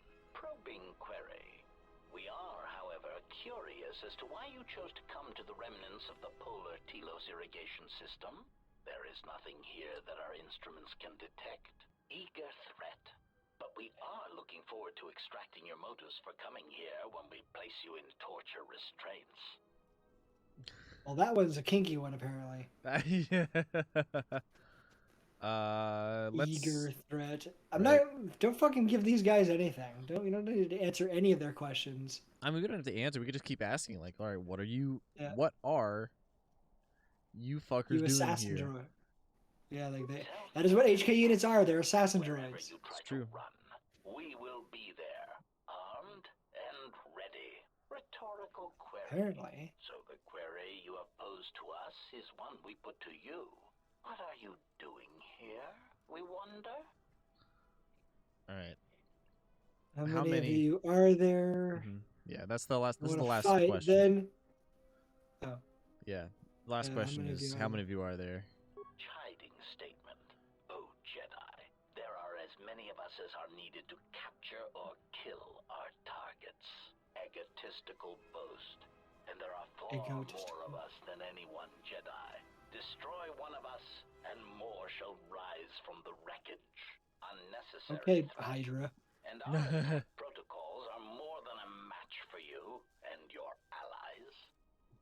Now, if you want to fight, then come on. Come on. Yeah, all right. Fucking do it. I'm tired of these robots. Right. So, first things first, we gotta destroy these mines. And we gotta level Atten up real quick. Hold on. Let's get a sweet level up. Cool. I just like that was one of the first things he said since coming back, like, on screen from him not being on our party for a bit. It was just, oh, come on. I was like, what? Again with this? Like, I promise it's not my fault. That's pretty funny. It's just kind of funny and sad. Yeah. But I mean, he is right. Like, he just happened. Like, well, I'm sure he's not the only pilot. Like, we could probably fly a ship too, but he's like the one who is flying. Yeah. Right? But it's not his fault that we keep getting shot out of the sky. Yeah. Like, that's not bad piloting. That's just the fact that people want to kill us. All right. We currently have the most HP in our party. Awesome. Mm-hmm. Okay, now this place looks like it'd be a better location to have that road. That road looks like it'd be on the warm side, maybe. Right. Though it may just look fluffier than it actually is, and that it's actually quite thin realistically, and it doesn't keep out a single bit of this biting cold. Right. I prefer to think of it as the latter, or the former rather. All right, let's get some battle meditation here. Cool. My man's just said ratio achieved. He works for Twitter. As it turns out, all of the Atten's down, and we're down. But as it turns out, Zach, all of the droids won't get you, but the cold will. I mean, quite possibly. Well, bye. Well, Atten got right back up and then got killed, and then it's fine. It's fine. It's big rip for fine. us. I All take right, that. Hold on. We gotta Do this again. I'll blow through this real quick. It's fine. Field assessment. I picked up on the heat Oh forms of the boy. Jedi and their allies. Activate the Heat mines and prime forms. the self-destruct sequences. I was just gonna say that these droids must be like, what if Twitter or like the admins and like people who like behind Twitter are actually just HK droids? Like it's just these guys. It really would illuminate a lot about Twitter. I believe it. Okay, and bam. Let me do a hot. All right. There you go. Quick save or something. Yep, done. Let me see if I can get a few. No. I have to do these guys first, and then do that. We got 3 of them. Okay, Atten, you need to level up now. Let me just do that again real quick. Bam, bam, bam, bam, bam. Okay, hit accept. Do another level up. Skills 1, 2, 3, 4. Hit OK. Hit OK. Hit feats. Go to the 2-weapon fighting because it's the most useful for you. Accept. Go back to me. Okay. Okay, we don't need a bunch of heals right now. What we need is our battle meditation. We need this, and we need Steve. Freya, what the fuck are you doing? Stop it and just cast Valor. I hear you. Also, every time you mention battle meditation, I can't help but just get PTSD from Bastila. Bastila? I don't think I'll ever be able to live Bastila down. Alright, okay, well, Atten died instantly. Twice. Amazing. Okay. I'm gonna make sure that I don't die by popping a couple of these boys. Yeah, we do. You have some heals now. I know. There we go. Okay, Atten's cool. back up. Good. Heal Atten up. He's back. He's back up. Okay, one's dead. Actually, we're good. I don't think we're gonna need to heal Atten. I think we're just chilling. Okay. Oh, yep, there goes the other one. Bam. Quick save. Done with that shit. Failing. Okay. Alright, that was a Got much those. better turn of events than the last time. That was so much better. Oh my god.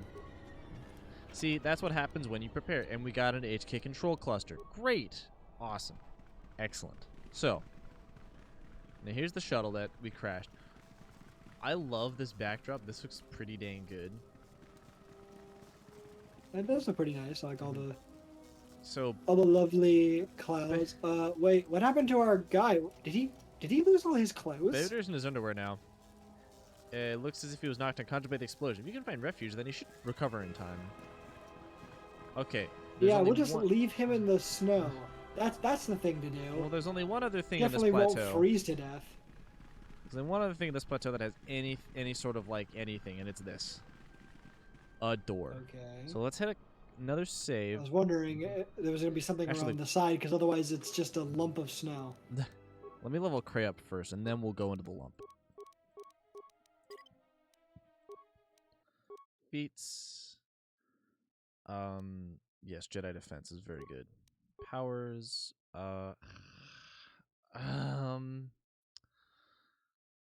Let's give you Master Scream because that's pretty good, and let's also give you Night Valor. Okay, there we go. And hit accept. Bam. Cool. And we'll hit another save, and then we'll go into the Polar Plateau interior. Oh boy. There he is. Okay, he's gonna get up. No, he's gonna be Oh. approached. Who are you and how did you get here? Well, wouldn't you like to know? I would, that's why I asked. Okay. So we went through the door and then these guys just showed up. Yes. Here we are. Sorry, Bayodir. Oh, door's locked.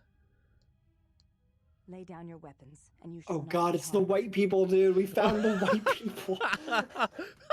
They showed up in that one scene knew- earlier. Yep. You knew what?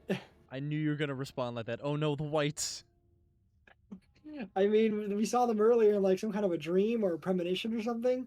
Yes. But here they are now, the fucking whites, dude. Oh my god. What are we gonna do now? Well, they asked us to lay down our weapons and we shall not be harmed. Yeah, I don't know if I should believe that. Well, As they also have their own weapons right there. correct. I recommend maybe doing what they ask. But I would recommend one or two. Which in you wants? Who are you? Who are you? I will not warn you again. Uh-oh. Drop your weapons, or we shall take them from you. Do as they say. I sense people come to no harm. Okay. Yeah, but that's only under threat of violence itself, so it's not like they're friendly anyway. Like it doesn't. This is not a. It's not a vast improvement. Yeah. All right. I think 4 is the best one. I did not come here to do battle, which is true. I mean, we're just looking for a fucking ship. Fine. 4. I did not come here to do battle. And then... Why is it that everywhere we go... And we we get put end in up jail a anyway! cell? I mean, why did they lock us up? What is this place? It is a training ground for Jedi. What? This ice hole? Yes, it bears the semblance of an academy. But where are all the students? Curious. You've got to be joking. What is a Jedi Academy doing out here in the middle of nowhere? It is a place hidden from the galaxy like the academy on Dantooine. But this place...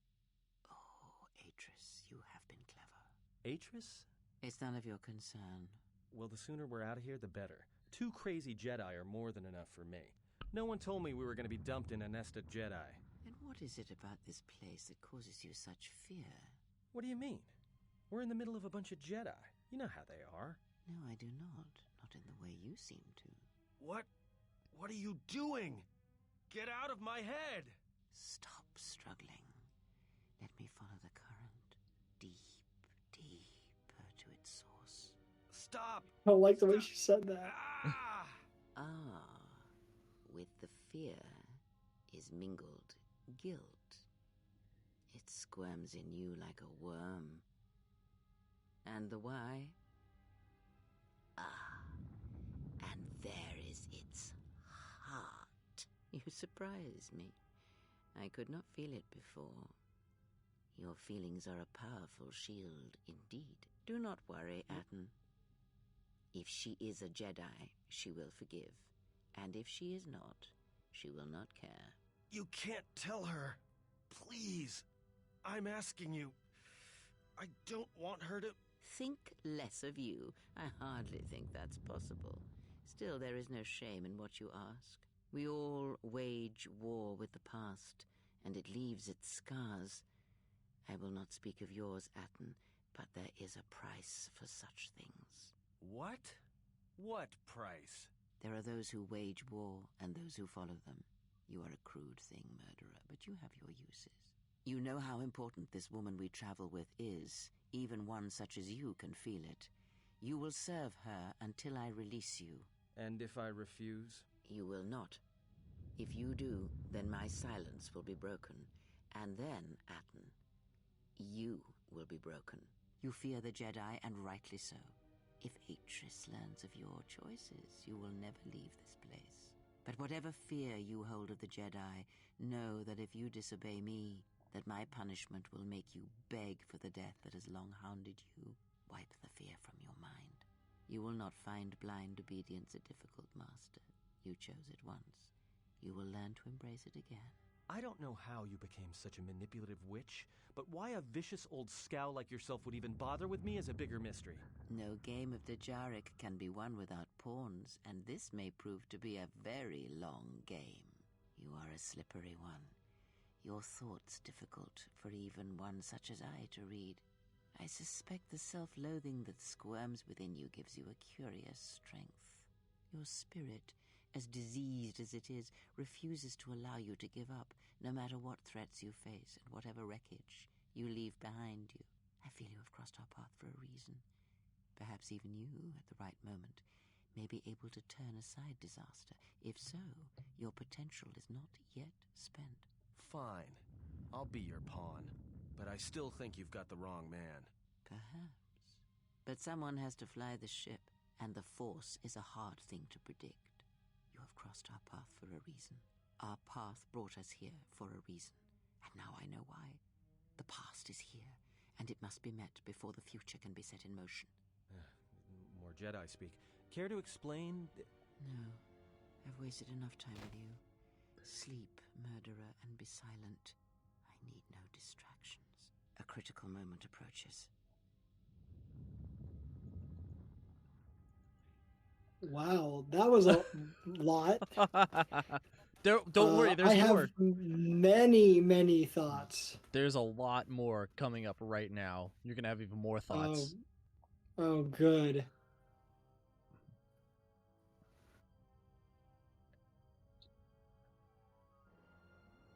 Is this the fabled Atris? I did not It expect is. to see you again after the day of your sentencing. I thought you had taken the exile's path, wandering the galaxy. Yet you have returned. Why?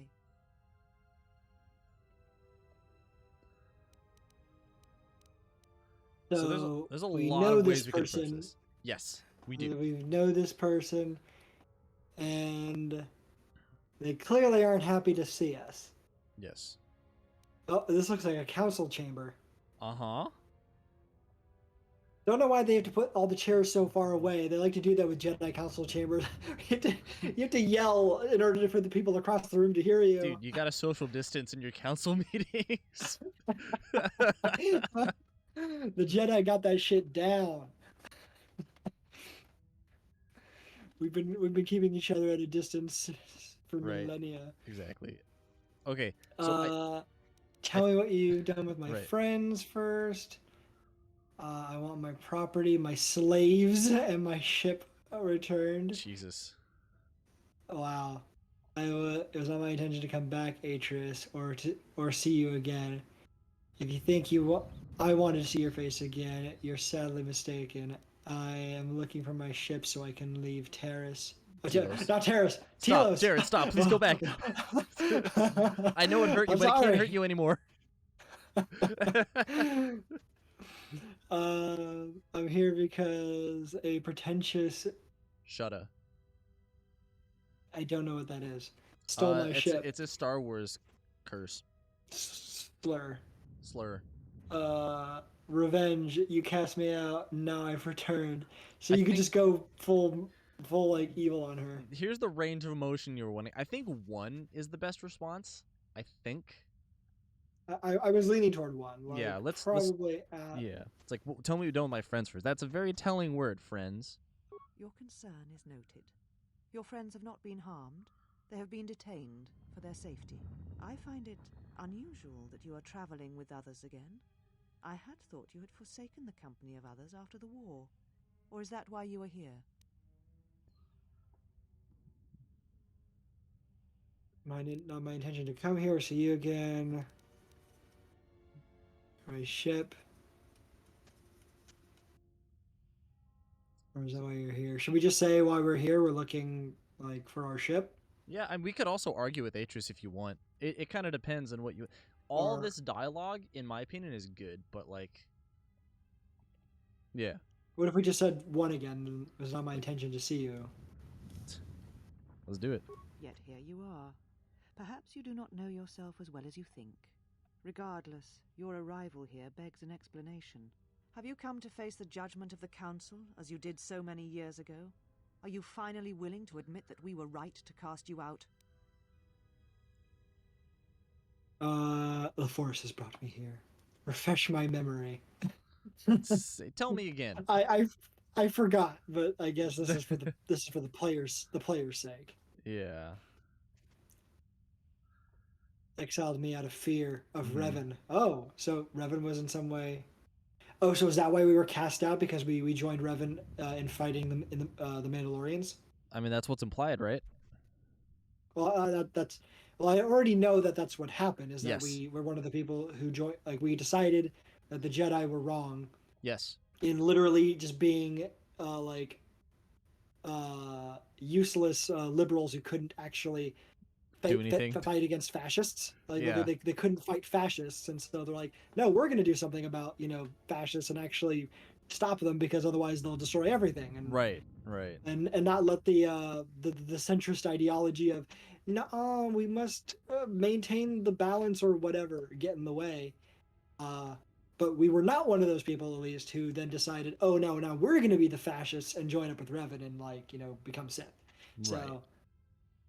but as a result, we're not Sith, but then we're not Jedi either. So we kind of broke ties with the entire just force wielding people of the galaxy entirely. Right. But I don't remember if it was explicitly gone into about what our particular story was with regard to the Council. So I guess that's what it's implying here, is that by having joined up with Revan to fight the Mandalorians, we were exiled. Yeah. And Revan, I guess, also was exiled for the same purpose or the same reason. Maybe you should admit it was a council decision that led to the Jedi Civil War. I mean, that's not wrong. It's pretty correct. But again, I don't think that's what she wants to hear right now. No. I could not stand by and allow innocence to die on the end of the rim. Again, I don't think she cares. When it comes to Jedi, they are all alienated, and they have they're alienated and apathetic. They have no sense of actual justice. Yeah. Like that kind of thing doesn't mean anything. When you say I can't allow innocents to be killed, they say, oh, you're too passionate, you're a Sith. Right, exactly. Fucking Jedi need to be stopped. You were right, the Jedi do not go to war no matter what the reasons. What are you talking about? That's why they're called knights. They've always been gone to war. They've gone to war whenever the Republic says they should go to war. That's when they go to war. It's entirely political. That's a very that is my understanding generally, Zach, is that they are more or less like the guard dogs of the Republic, and when the Republic says for them to go do something, then they do something. The thing is, the Jedi have always seen themselves as mediators, right? Peacekeepers. They're the ones who, and the thing is, it wasn't until after this point where they became actually tied intrinsically with the Republic. Okay, maybe that's it, because I'm at least thinking of as we get closer to the prequels, like Anakin's time. Yeah, that's when they were truly inseparable. That was like the actual fusing of church and state. We're still at the point where church and state are fairly separate, but they're going to start growing closer and closer together. Okay. I deserved exile. Oh wow, there's a lot of options here. Yeah. I'm not here to debate the council's. I mean, that is true. I'm not here to debate the council's decision. I'm here for revenge. Draw your lightsaber. So there's a lot. I honestly, we could be. This conversation has a lot of cool dialogue, whichever way you cut it. And okay, well, ultimately, it's we could say what we. As is always the case, though, I never know which options will preclude other options, and so how much we won't be able to. How many of these different dialogue options we'll be able to get through, because I always like it when you can get through most of them, or if not all, but I know that's not always the case, and sometimes you say something and that will prevent something else from being an option later. Yeah, this is a very like it only has like it has a lot of dialogue, but the paths are very like separate. So like I think 1 is good.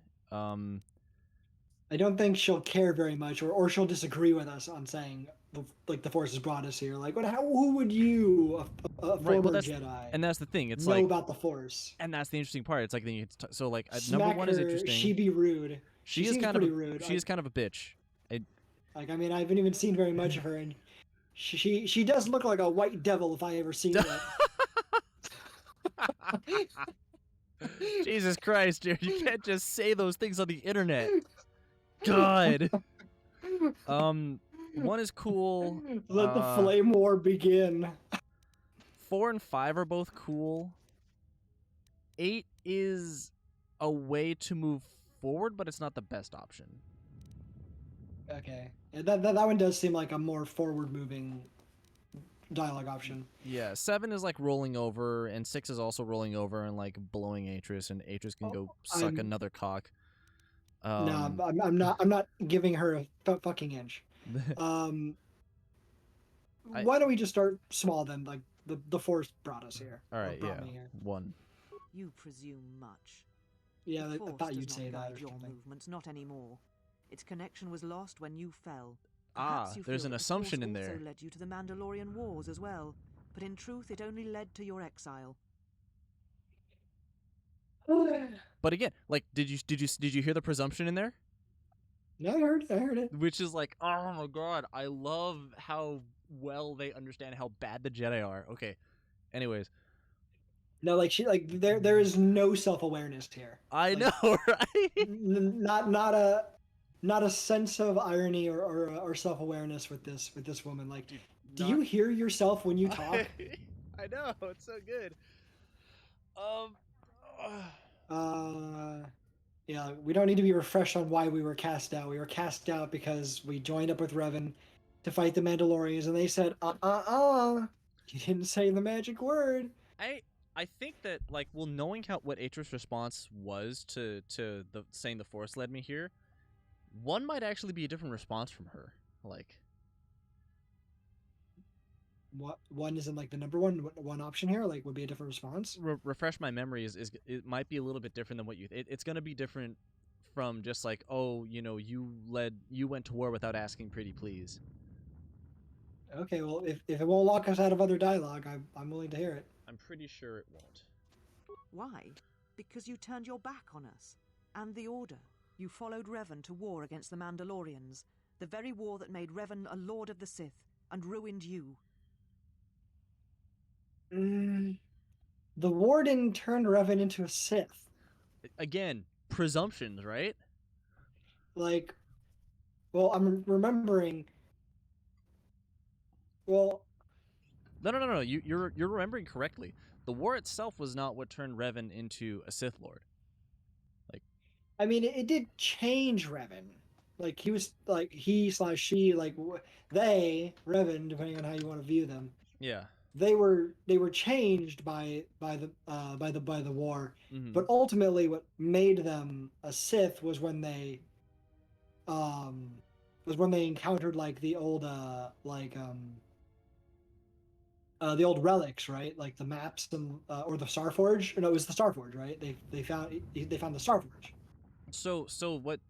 This is like not really. We already played through the game. It's not really supposed. So what happened to Revan was like the Mandalorian Wars ended, and then Revan and Malak went off into the into Sith Uncharted space. space, right? So like it was like old Sith space because they were told by Mandalore, who was the leader of the Mandalorians during the war, that they had been duped, tricked, or like otherwise persuaded to fight against the Republic by a Sith Lord. So then Revan and Malak went over there to have a polite conversation with the Sith Lord, and then that Sith Lord ended up turning them. Oh, So it was. I don't remember that bit. Wait, I know, that's because- who's the Sith Lord who turned Revan then? This and Malak. is information that was discussed or revealed in the MMO, or like after the game, these two games came out. So basically, there's this excuse me, incredibly powerful Sith. Oh God! Oops! Hold on. I just hold on, my cable's going funky. Give me a second. Your computer had Okay. No, we're good. My bit of an XLR issue there. cable was popping out in and out. There's a Sith Lord named Vitiate, and Vitiate, basically since the Sith Civil War, like many eons ago, has been living in his own exile. And he had been conglomerating power in Sith space that, the Republic and the Jedi weren't even thinking about at all. And so it was the information given by Mandalore, I believe, that led Revan and Malak to Vitiate. Vitiate managed to convince them that they need to go back to the Republic and conquer it to save it, when in reality they were conquering it so that he could come in and eat it up. Interesting. Well, that wasn't. None of that was really in the text of the game. It was not. You were correct. But the big takeaway is it wasn't the Mandalorian Wars that turned Revan to the dark side. Okay, well that is paratextual over Yes, there, and sure. or possibly, well, you said it's for a different game. That would be hypertextual over elsewhere. Mhm. But within the text of KOTOR 1, Yes. that didn't, I do not remember anything of that kind being displayed. No. But In the text of the at most Mhm.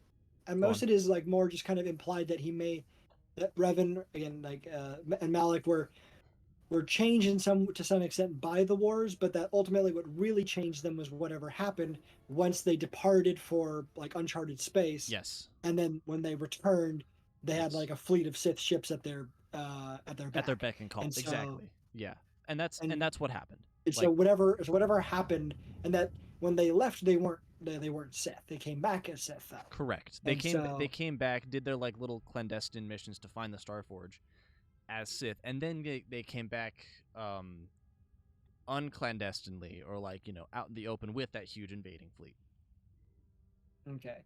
Yeah, but regardless, I think that it's a gross mischaracterization to state that it was simply just the war or fighting in the war that turned Revan and Malik into Sith. Yes. It was Yes. interaction with Sith technology and finding the Starforge and other, and possibly, if you want to also include it part of include other texts in there as well. You can also include the MMO or whatever. That's there was also another Sith Lord there who, twisted them away from the original mission, the original gave goals. them that nudge they needed to go off and do these things. But it wasn't the war itself. Yeah. The war itself was not the catalyst. Yeah, that's still at least the interpretation I derived. Yeah. So it is quite surprising, but also not surprising to hear that this woman's it was the Mandalorian Wars that turned Revan into a Sith Lord. No, and also ruined us. But also notice that she's saying that we were ruined by it too, but we didn't become Sith.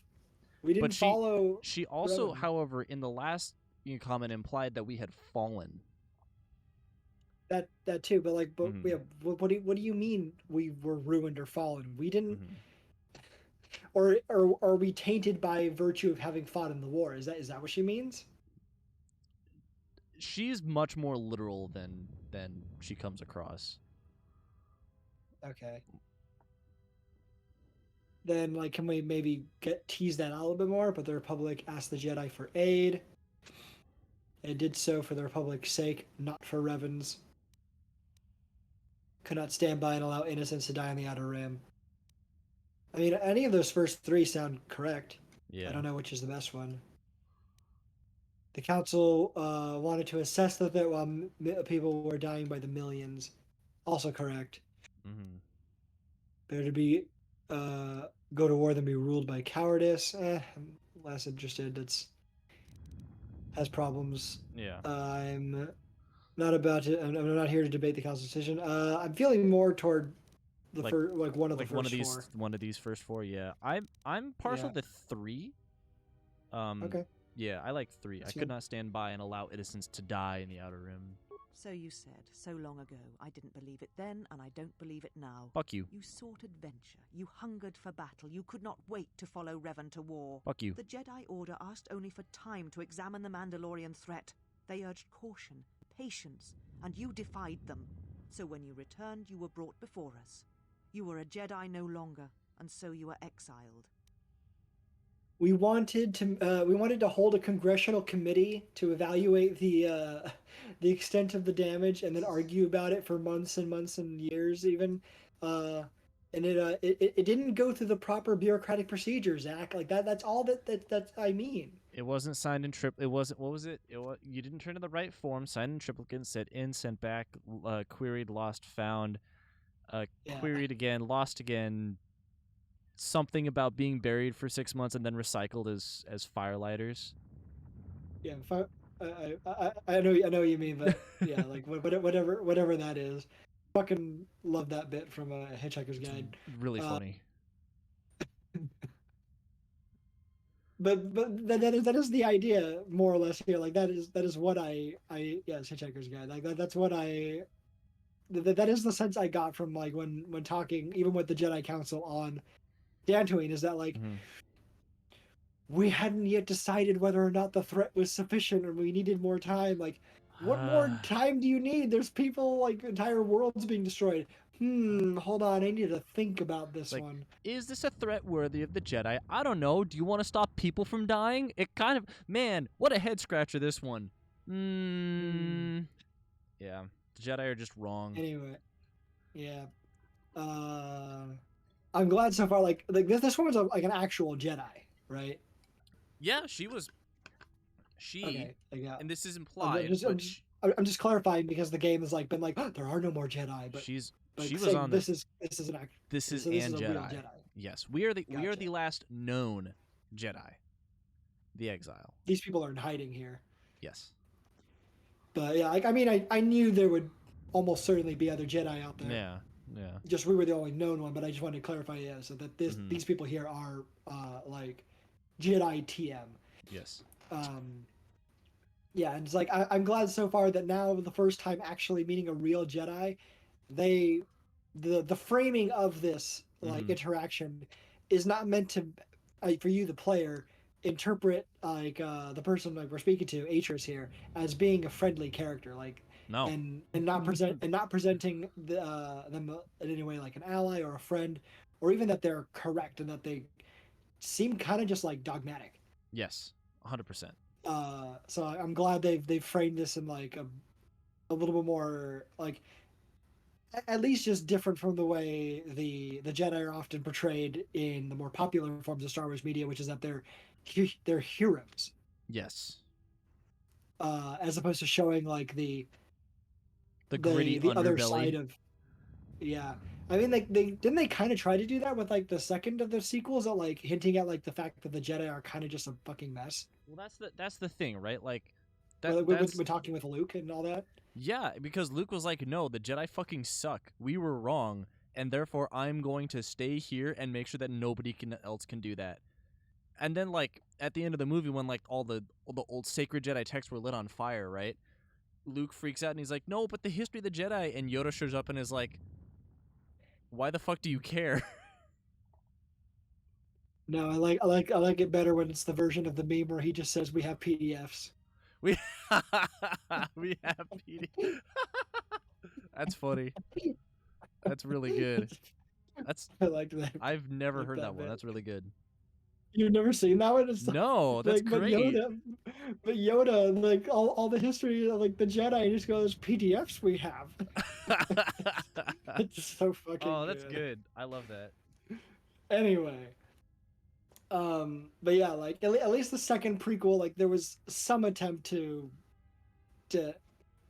lean into that dimension of the the world, and that the Jedi are kind of just problematic in a lot of ways. Yeah, and they've caused more harm than like good. Yes. But anyway, so here, how to continue dealing with this woman. I also recall you wished me imprisoned or worse. Oh, really? Oh, I like one. One's very like. You were a Jedi no longer, so we can make her even like worse. I mean, yeah. Implied that she was worse. Yes. I'm down. 1. Hell yeah, As I brother. recall, you wish to be imprisoned or worse. There was much about that day that was difficult to forget. Your words, your defiance, and when you stabbed your lightsaber into the center stone. I have kept, so I would never forget. Oh, fucking! She's drawn her lightsaber. No, that's Oh, my no. lightsaber. Oh, that's our. Oh, right. We already established earlier what kind of lightsaber we had. Uh-huh. And it was a silver lightsaber. Yes. She now wields our lightsaber? Or she just has it. Oh. But she just has it on her just at this very moment? Interesting. Yeah. That's my lightsaber. I was no longer a Jedi. It was no longer mine. Stupid answer. It was your right to do so. I no longer deserved to. Stupid answer. Is my dyslexia just really hitting me hard right now? Because I don't understand like the wording of that sentence. So she said, "I've kept so I'd never forget," and the response is, "Well, it was your right to do so. Keep it. I no longer deserved to keep it." Oh, okay. Like, and again, that's a stupid answer. My brain just like kind of short circuited there. Like, am I just having an off day? Because you're that does not man. make any sense. I did not realize you still had it after so many years. Kept it, stole it. You mean?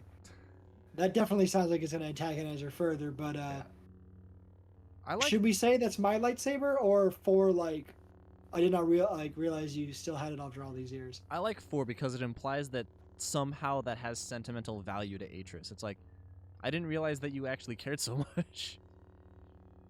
I'm down 4. All right. I have always kept it, as a reminder of what can happen when your passions dictate your actions. I have kept it, so I would never forget your arrogance or your insult to the Order. Bitch, please. Wish to earn the right to carry a lightsaber again? Yeah, good luck with that. If I became a Jedi again, would you return it to me? Whatever your reasons, I want it back. Insult to the Order, you insult me by carrying it. Give that blade back, or I'll tear it from your dead hands. What's below 5? It's keep it, then I could care less. Keep it then. You mean couldn't care less? That's what they mean, yeah. But you know, it's just funny when people mess that up. Like if you say you care less, that means that means you still care a little bit. Give, yeah.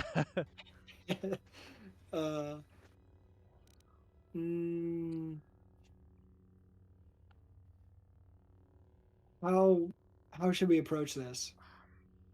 I don't want to bootlick. I don't want to like deep throat the boot, but it.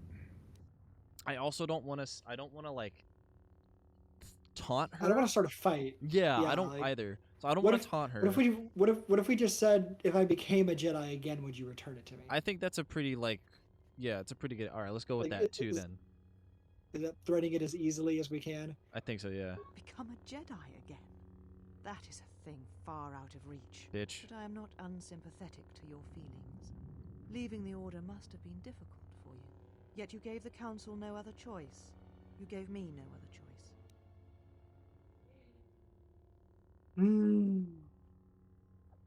I had no other choice but to go to war.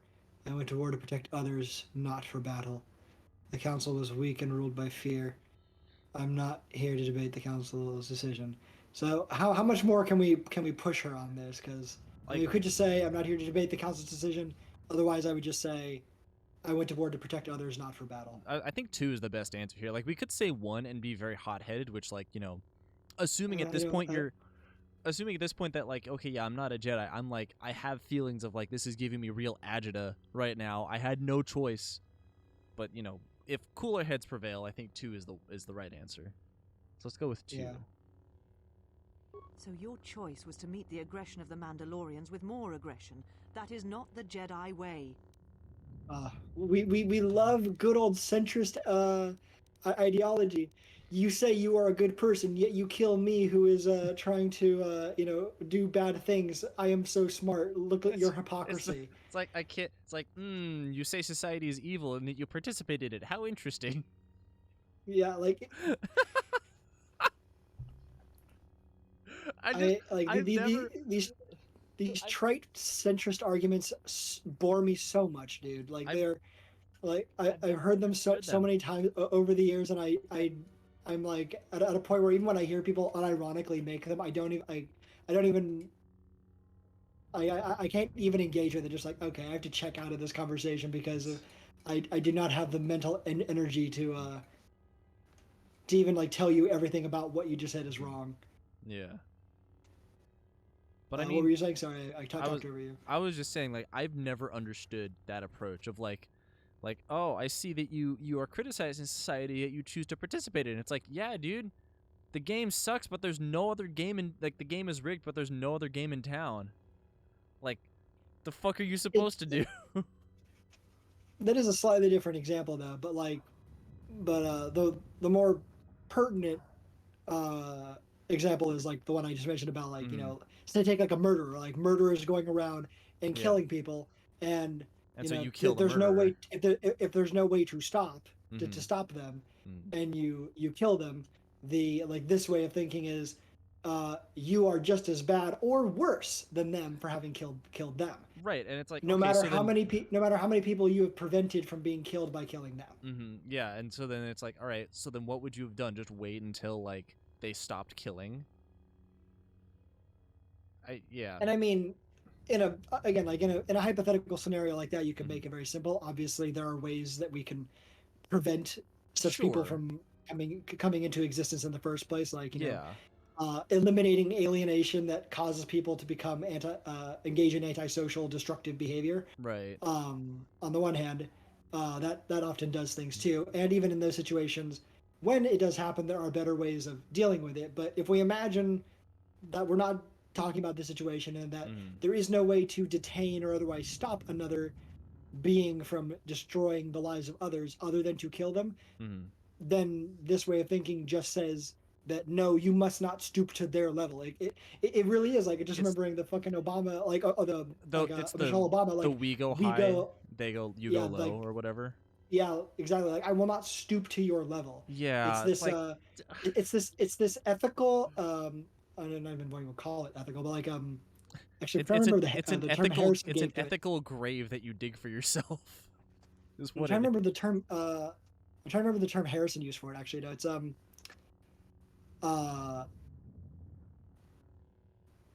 not remembering what it is, but like it more or less just amounts to like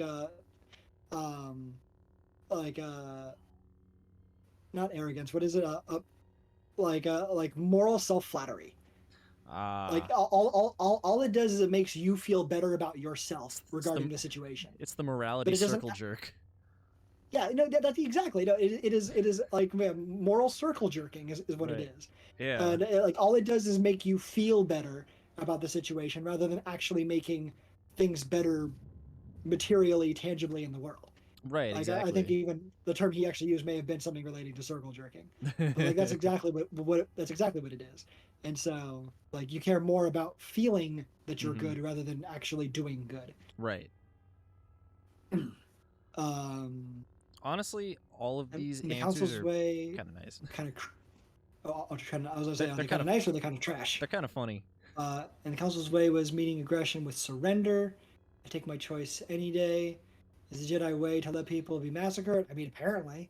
Yeah. I told you it was not aggression. I was defending others. It was for a just cause. That's number 4 isn't as strong. Yeah, it's kind of weak. Mandalorians were butchering innocent worlds that we had sworn to protect. Had they sworn to protect them? I mean, that I'm not sure about. Like at this point, has the Jedi actually sworn to defend the galaxy? Yes. But also, no. Yes. The people. So, okay, well, but also remembering the Mandalorians were attacking Outer Rim worlds, not the Republic, right? But again, in this instance, right, the Jedi are separate from the Republic. They are not one, and they are not like they're in bed with each other, but they're not like they have not merged to become that horrible like dog girl creature from Full Metal Alchemist. So like Well, like institutionally, at least, they are still like an independent entity. yeah, and the thing is, the Jedi's whole thing is like, well, we're sworn to protect innocence. We're not sworn just to protect the Republic.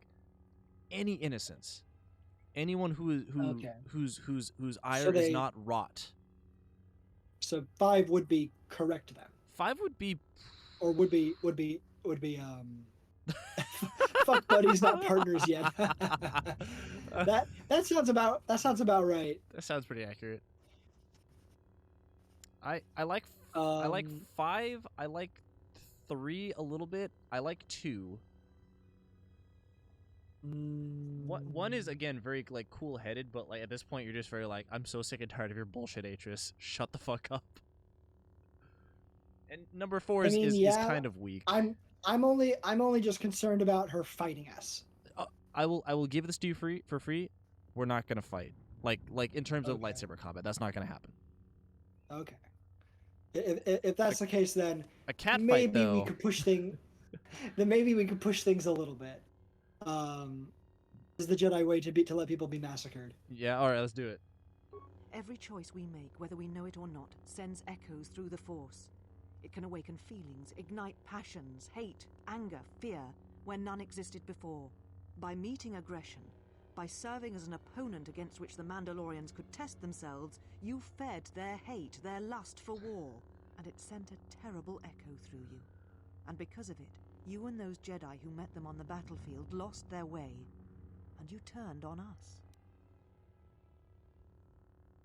Pure ideology. I mean, they again- have nothing. They have Yeah. nothing but their ideology. I was gonna say, and again, that's a huge assumption to make, and you turned on us. Like, but we even look at number 4. Number 4 is even the perfect example of that, right? Like, Yeah, Revan and Malik turned on you, not yeah, I kind of like that. Are you down? Yeah, 4. Like, Without you and the other fallen Jedi to support them, to feed their lust for war, Revan and Malik's crusade would have been over before it began.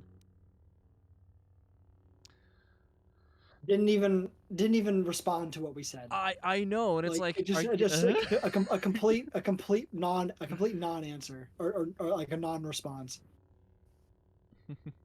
Yeah, like I like, yeah, I'm not here to debate your decision. I kind of want to antagonize her more, but okay, we can. If you want, we can Alright, just then all you know cancel out of nothing. this. What drove me or Revan? I mean, it's true, but yeah, if you want to not debate anymore. Your choice. I like 1. I want to poke the I mean, if you want to bears.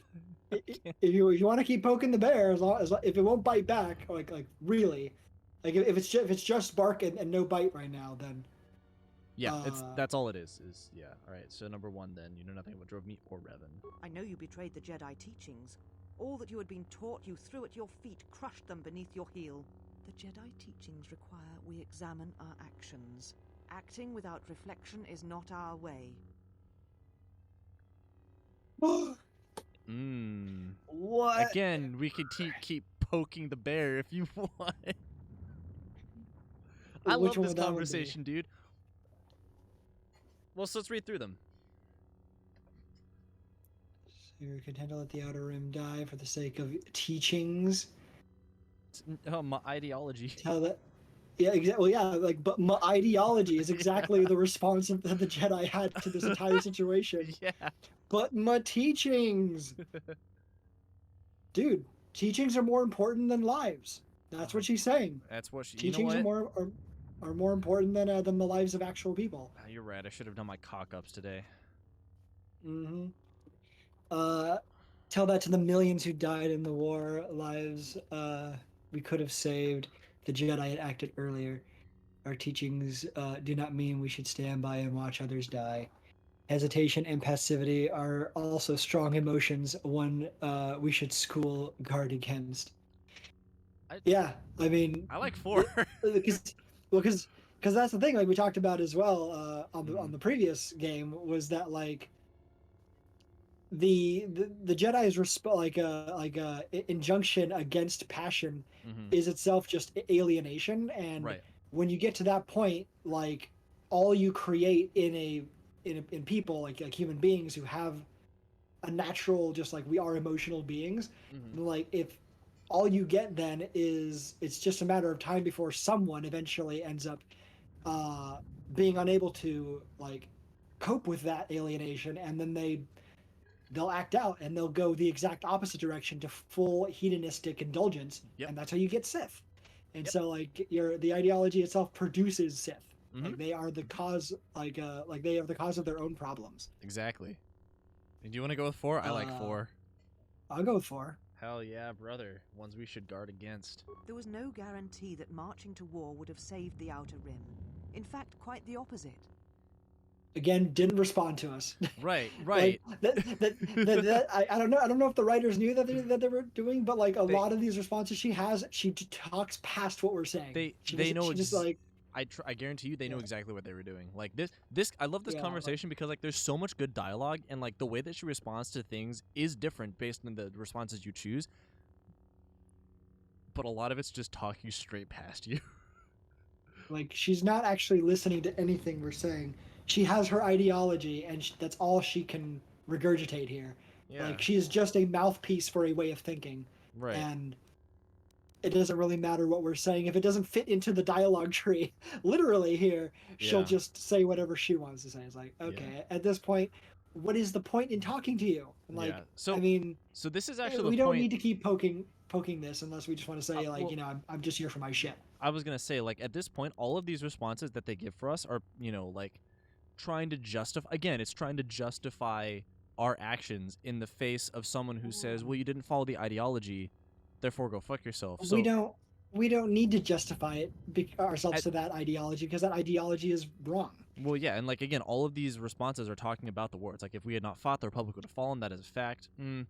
Even if the Mandalorians admit that Revan, you can't predict that, but also like that's less important than like saving people. I don't care about protecting like state institutions. Yeah, it's like even if the Mandalorians admit that Revan turned them back, again, kind of weak.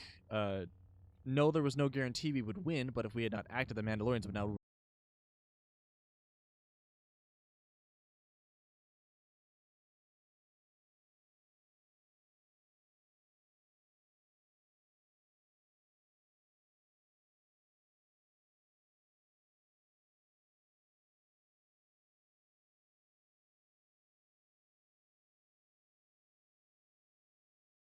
Seconds ago. Oh dang. Oh, we're good. And we're back. We're back. I thought it was the weather here. No, we're good. I think. Cool. What happened? you don't know? No, like my notifications just said like stream has disconnected, attempted to reconnect. Like what the fuck, Richard? Yeah, it was I thought it was no, I just saw the bit rate and the bit rate go down and the instability thing pop up on my Jared, side, but yeah, it wasn't. I have good news for us though. We still have lost 0 frames. I mean, So at there that you point, go. does it really matter if? Also, are you clicked off stream or clicked off game? Yeah, I am. So bam. Yeah. Okay. Yeah, we are back. Okay. Still says unstable for me in the stream manager here, but I'm hoping. Anyway, but like you were saying, like anyway, it is exactly like debating a reactionary. Yeah. Yeah, like as I said, yeah, it is more or less like talking to a conservative or any kind of like, yeah, really, but it's part of liberal ideology, whether it's liberal conservative or liberal progressive. Like it's just liberal thinking, where you back them into an ideological corner, and the only thing that they ever do is you say one thing, and they'll say something somewhat related, but not actually derived from what you're saying, and then you end up only being able to respond to that thing, but then they're again only going to just say something only tangentially related to what you say, and so just keep moving the conversation further and further away from the actual issue, never directly engaging with anything you critique or challenge, because they're unable to actually do that. And from a rhetorical standpoint, what that actually is an indication of the fact that you got them. You have backed them into that corner, and they are ceding ground to you. But the way that generally works in actual discourse is that it looks, because it's very combative on their end, and it's very reactive, by your attempts to try and argue with them, because they're always acting and you're always reacting. You aesthetically look like you're losing, even though you're making salient points that they can't respond to. Yeah, even though you are making the more the better arguments and actually winning from a logical perspective, they look like they're winning. Yeah. And so that's pretty much how this plays out here. She's making all of the claims, all of the statements about things, and all we can do is just respond, react, and so it plays out exactly like debating a reactionary here. And really her philosophy is reactionary, so checks out. But at this point, I just say, I'm this done is the debating. point where we can L debating. cancel, because any more prodding from this point will just make her she'll just be mad and be like, fuck you, and that's it. So I'm not here to debate the council's decision. Indeed. I mean, we've been debating, but your exile has given you some wisdom, at least. Fuck you. So then answer me. How did you find this place? And why have you returned after all this time? All right. Now we can just lay it out. All right, I'm looking for my ship. Please give it back. So I can get out of here and never have to see you again. Jesus. Your ship? Ah, the Ebon Hawk. It is not your ship.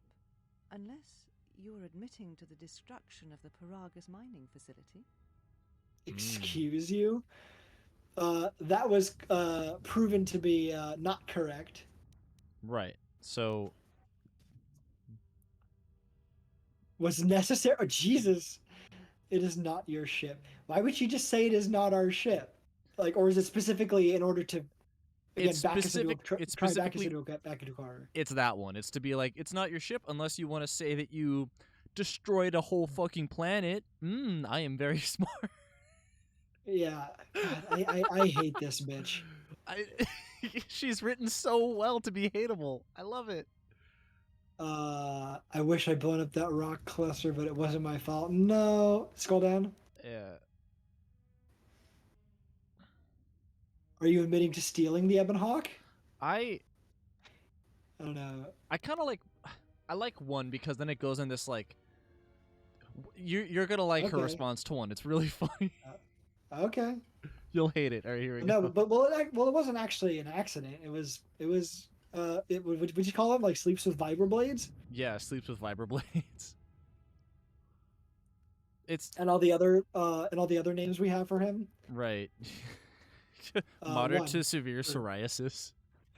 All right, yeah, we'll go with 1. An accident. Something beyond your control. You have not changed. That's exactly. Acting instead of thinking. Bruh. Putting yourself before the galaxy, before the Jedi. Do you know what you have done? Why don't you tell me? Because you clearly, you really want to. I can see it. I can see it. You have the words on the tip of your tongue. It's please, lay into me. I fucking dare you. Without the fuel from Paragus, Citadel Station cannot maintain its orbit. It will crash into the planet, and its destruction will echo across 20 other worlds. What do you mean? Look, no, we look don't look at number 2. 20 worlds with 1 explosion, even better. Jesus. New high score? What's new high score mean? I like that. So what? Progress was nothing compared to what I'll do if you don't give me back my ship. Jesus. Scroll all the way down.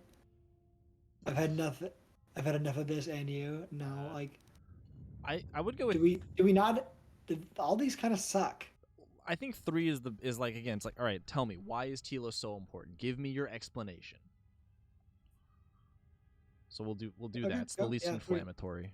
Telos was a test to see if the Republic could mount a restoration effort on the Outer Rim. When it fails, the Republic will not finance another. The other Rim worlds, devastated by the Sith, will remain graveyard worlds, devoid of life. And that is the magnitude of your crime. Almost as bad as a Jedi letting an Outer Rim die during the Mandalorian Wars. Ah! I'd say that that mic drop. I I would say that saying something a response like that is when like the shade should come down over our eyes, but you know we already have a pair of shades, so Right, we're it's already just that cool. That's when you start playing the CSI Miami intro. Yeah.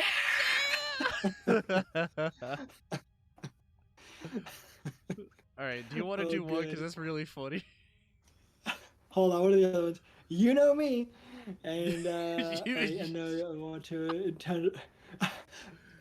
Just yeah, just Mitrosiric things You over know here, me, blowing but up. up.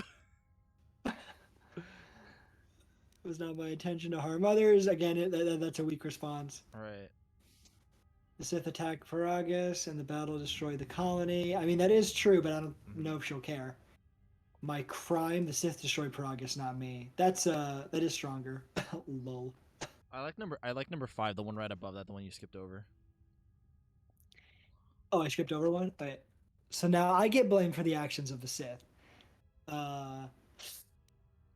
I do like that one, but I also kind of like the first one just because it's like trying to twist that knife. I know. I But- want to do number 1 as well. I don't think that one will lock us out of other responses. I think that's just a bonus response. Because it uses a skill or Yeah, because it attribute? uses a skill. It's a clapback. Yeah. Okay, like Let's do it. yeah, Yeah. get fucking do it. So you still hold to your flawed convictions. If you think to anger me, you are wrong. How is it that Also you are doesn't content respond. to confine your ruin to yourself? You must spread it to others wherever you go. Ruin yourself with your actions if you will, but when your actions bring harm to others, then you must answer for it. There we go. Now we Again- can start getting like, just be like, bro. What Again, the fuck? notice that she didn't actually respond. She didn't actually address anything we said. I know. It's so good. God damn it! Like people are so bad at like I mean not in this case because this is Yeah. like scripted out and it's done like deliberate like with a deliberateness and intentionality. But like in other situations of discourse, there are so many like contexts and situations where like I wish I could like be like, okay, now class, let's all take a look at what this person just did in this conversation. Notice how I or someone else said X thing, and this person over here responded with this thing. By saying this, they have done or not done X, Y, and Z. So that means that like, and just run through the implications of that and like show how like without even going into like the nature of the debate, just show how like if you understand how rhetoric works, you can see what people are already thinking and what their like where their assumptions are at. Right. Or in this case, like here, you can clearly see that like intellectually and ideologically, like there is like she has no leg to stand on. Correct. The only thing she has is just my ideology, and I must adhere to it blindly. Yep. And if you don't, you're bad.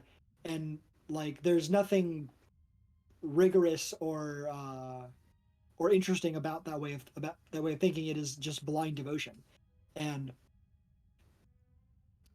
you can't have a good faith argument with anyone who has that perspective. Yeah. And so of course anytime we make even a very like well like a very poignant like argument against her, like but here's a thing, right? What do you have to say to this? She just has some other like non-answer. She has other To- agendas. Okay, well, is that option still there about the I get blamed for the Sith? It's Oh the yeah, right there, first first one. one. Yeah, so now I get blamed for the actions of the Sith. The Sith? What do you mean? What do you mean?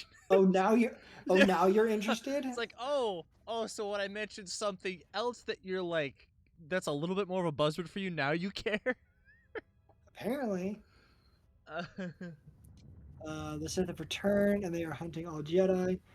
You'll find out when their hand is at your throat. I mean, not inaccurate. that's kind of kinky.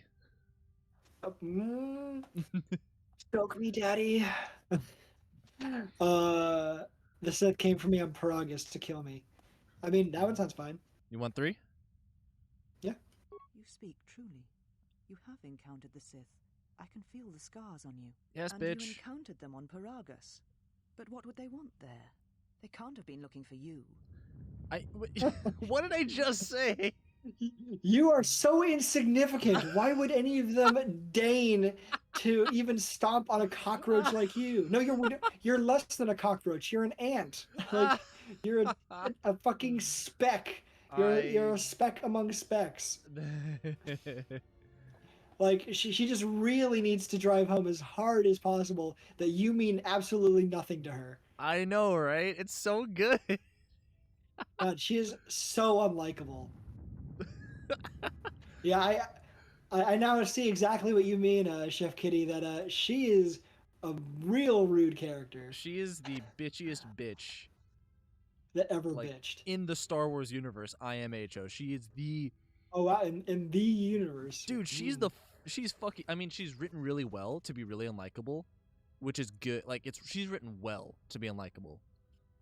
And that puts her in like in terms of personality, fucking like F tier. In terms of writing, though, I like it a lot, like because it's very like it gets the point across of like, oh, the Jedi are actually just like horses with blinders up, like going through their daily lives.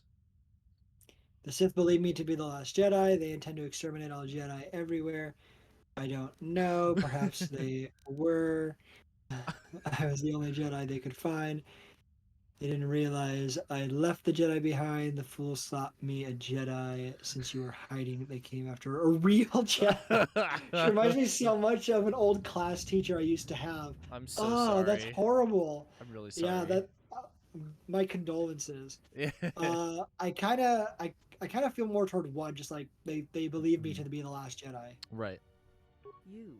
If they thought you were Jedi, the teachings of the Sith blind them indeed. Oh, shut up. I am the last Jedi, not you. Oh, shut up. You betrayed our teachings, our beliefs, the very core of the Jedi Order. If these Sith attacked you, they will soon realize their mistake. And if you escaped, they most likely let you go to see if you would lead them here. Well, it seems that kind of did lead somebody here. I mean, the HK units were here. I do not think I was followed. If so, then I offer you my help. No, fuck that. Fuck her. But not actually. That's gross. She's gross. There must be other Jedi. But what about the other two who were with her? Those or are aren't they just Jedi. like students? Like Kreia said, this is a Jedi Academy, but where are the students?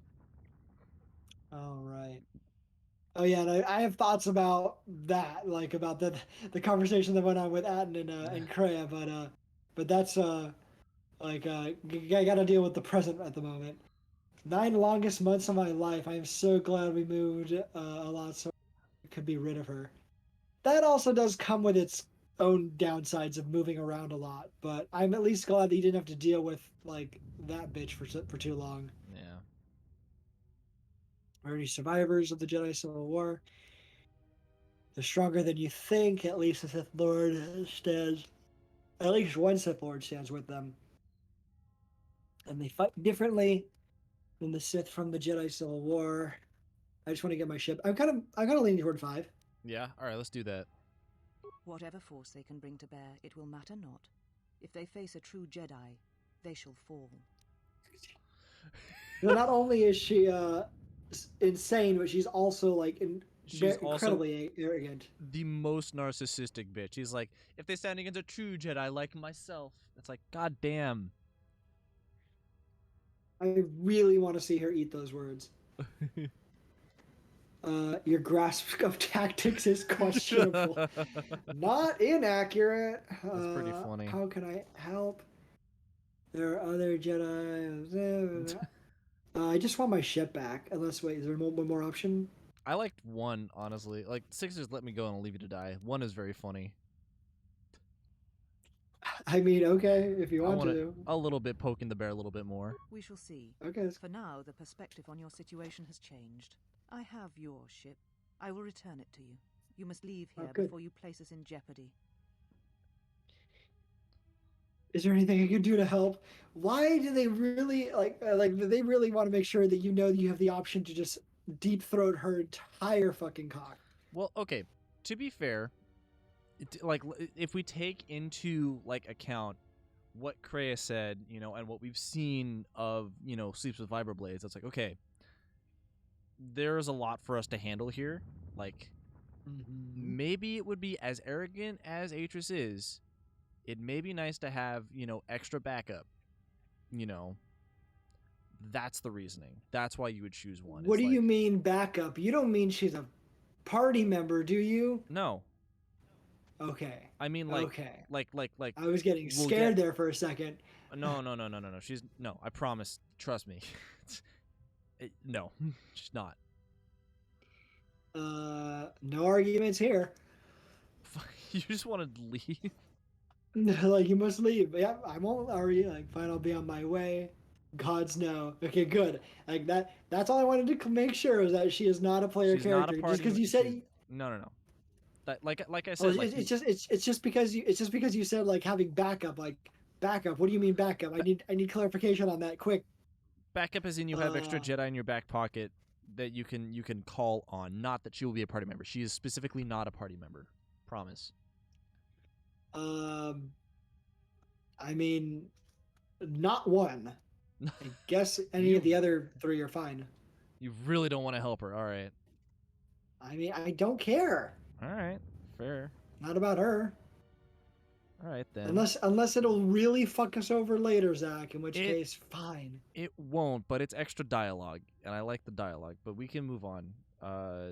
We'll do. Where can I find my companions? Mhm. You shall find them north of here, in one of the old irrigation chambers. They have not been harmed. They are free to leave as well. They better be. You'll regret stealing from me. Sooner I'm out of here, the better. I should go. I should go for. I should go. Take your ship, then. I don't care where you go. Just leave this place. Leave Telos. We shall remove her, mistress. Come with us. Ugh. What's... Are you all right, mistress? The exile reminded me of something I had forgotten. Forgive me, mistress, but I must ask. The exile. I've never seen another affect you so strongly. Was she important to you once? We all have our heroes, and when we watch them fall, we die inside. She made a choice once, and I did not. The day we judged her, I stood in the chamber, and she was so right. She was so certain of it. I doubted myself, but not now. She will never make me doubt myself again. But now I am tired. I must meditate. Of course, mistress. She made me I will tell think. the others She you are made not me. to be disturbed. And please. She made me question the ideology, and we must never question. There she goes back That- into her chamber. That person though, not Atris, but the other one. That one looks more like the person we had a premonition of. Yes. There must be more to that person then. There we go. I guess, yeah. I don't remember seeing Atris, but that third non-Jedi here Yeah. Okay. So. seemed like visually more familiar than the others. Yeah. But So there's my a couple... goodness, what? Mhm. There's been a lot of shit here, dude. There's been a lot of stuff that's gone down. I know, right? Oh boy. So I feel like I've gotten pretty much most, if not all, of my thoughts out about her. About Atris, yeah. But I also have more thoughts about what was going on with fucking With Atten. with Atten and Kreia. Kreia. She fucking dove into his mind, dude. I know, right? So not only can she speak to you in your speak to you telepathically, she can actually read minds. Mm-hmm. She can rip information away from minds, which is a very potent force ability. She called him murderer, Mm-hmm. and also called him Atten, With air quotes. but in quotes. Yes. It's like, is that not his name? Right. Possibly. I wouldn't put it past him to have another, go by another name here. Right. Yeah, so a lot happened. A lot has happened. Mm-hmm. Again, the plot thickens. And, yeah, I mean, I still do not like Kreia, especially after that shit. Like, even if Atten did some bad things, like, Mm-hmm. again, like, the callous indifference and, that she treats other people with is, like, is very, like, disturbing. Yeah. Yeah. I don't care if she'll become better. That's not who she is now. Right. Like yeah. that is what she is, and it's not nice in the slightest. Okay, this is I think where our companions are? Question mark. Let me do a quick save. Yep. Yep. It's Is two It's just dead a men. dead what dude. you came for? Oh no, that's not a dead dude. That's our wait. Is that So there's Beodur in one chamber and Atten in the other But chamber. he's They're both but he's KO'd. like, but yeah, but even Bayo, like he wasn't there before in the previous cutscene, but now he is, and he's just asleep, even though his extremities are going through the force field. Yeah. That depends. Was I supposed to be here? What was I supposed to find here? Oh, oops. Yeah, Dude, I'm no, telling you, you're I'm good. having an off day. You're just having a day. It's okay. I'll go with one. That's a special option. All right. What was I supposed to find here? There was something from your past here, something unresolved. I feel Yeah. we did not come to this place by chance. You were led here. This woman who resides here, she did something to you once, something that hangs upon you still. Hmm. She abused me mentally. Right. I like number 4 is funny. Well, I wouldn't exactly call her charming. One of the council. She's one of the council who cast me out of the order and wanted to punish me further. If she means me harm, I may have to kill her. Excuse me. It's none of your business, old woman. Stay out of my head or I'll remove yours. Wow. That's funny. As you fucking got into Atten's head. Right. I'm cool with one or two. All right. You choose one.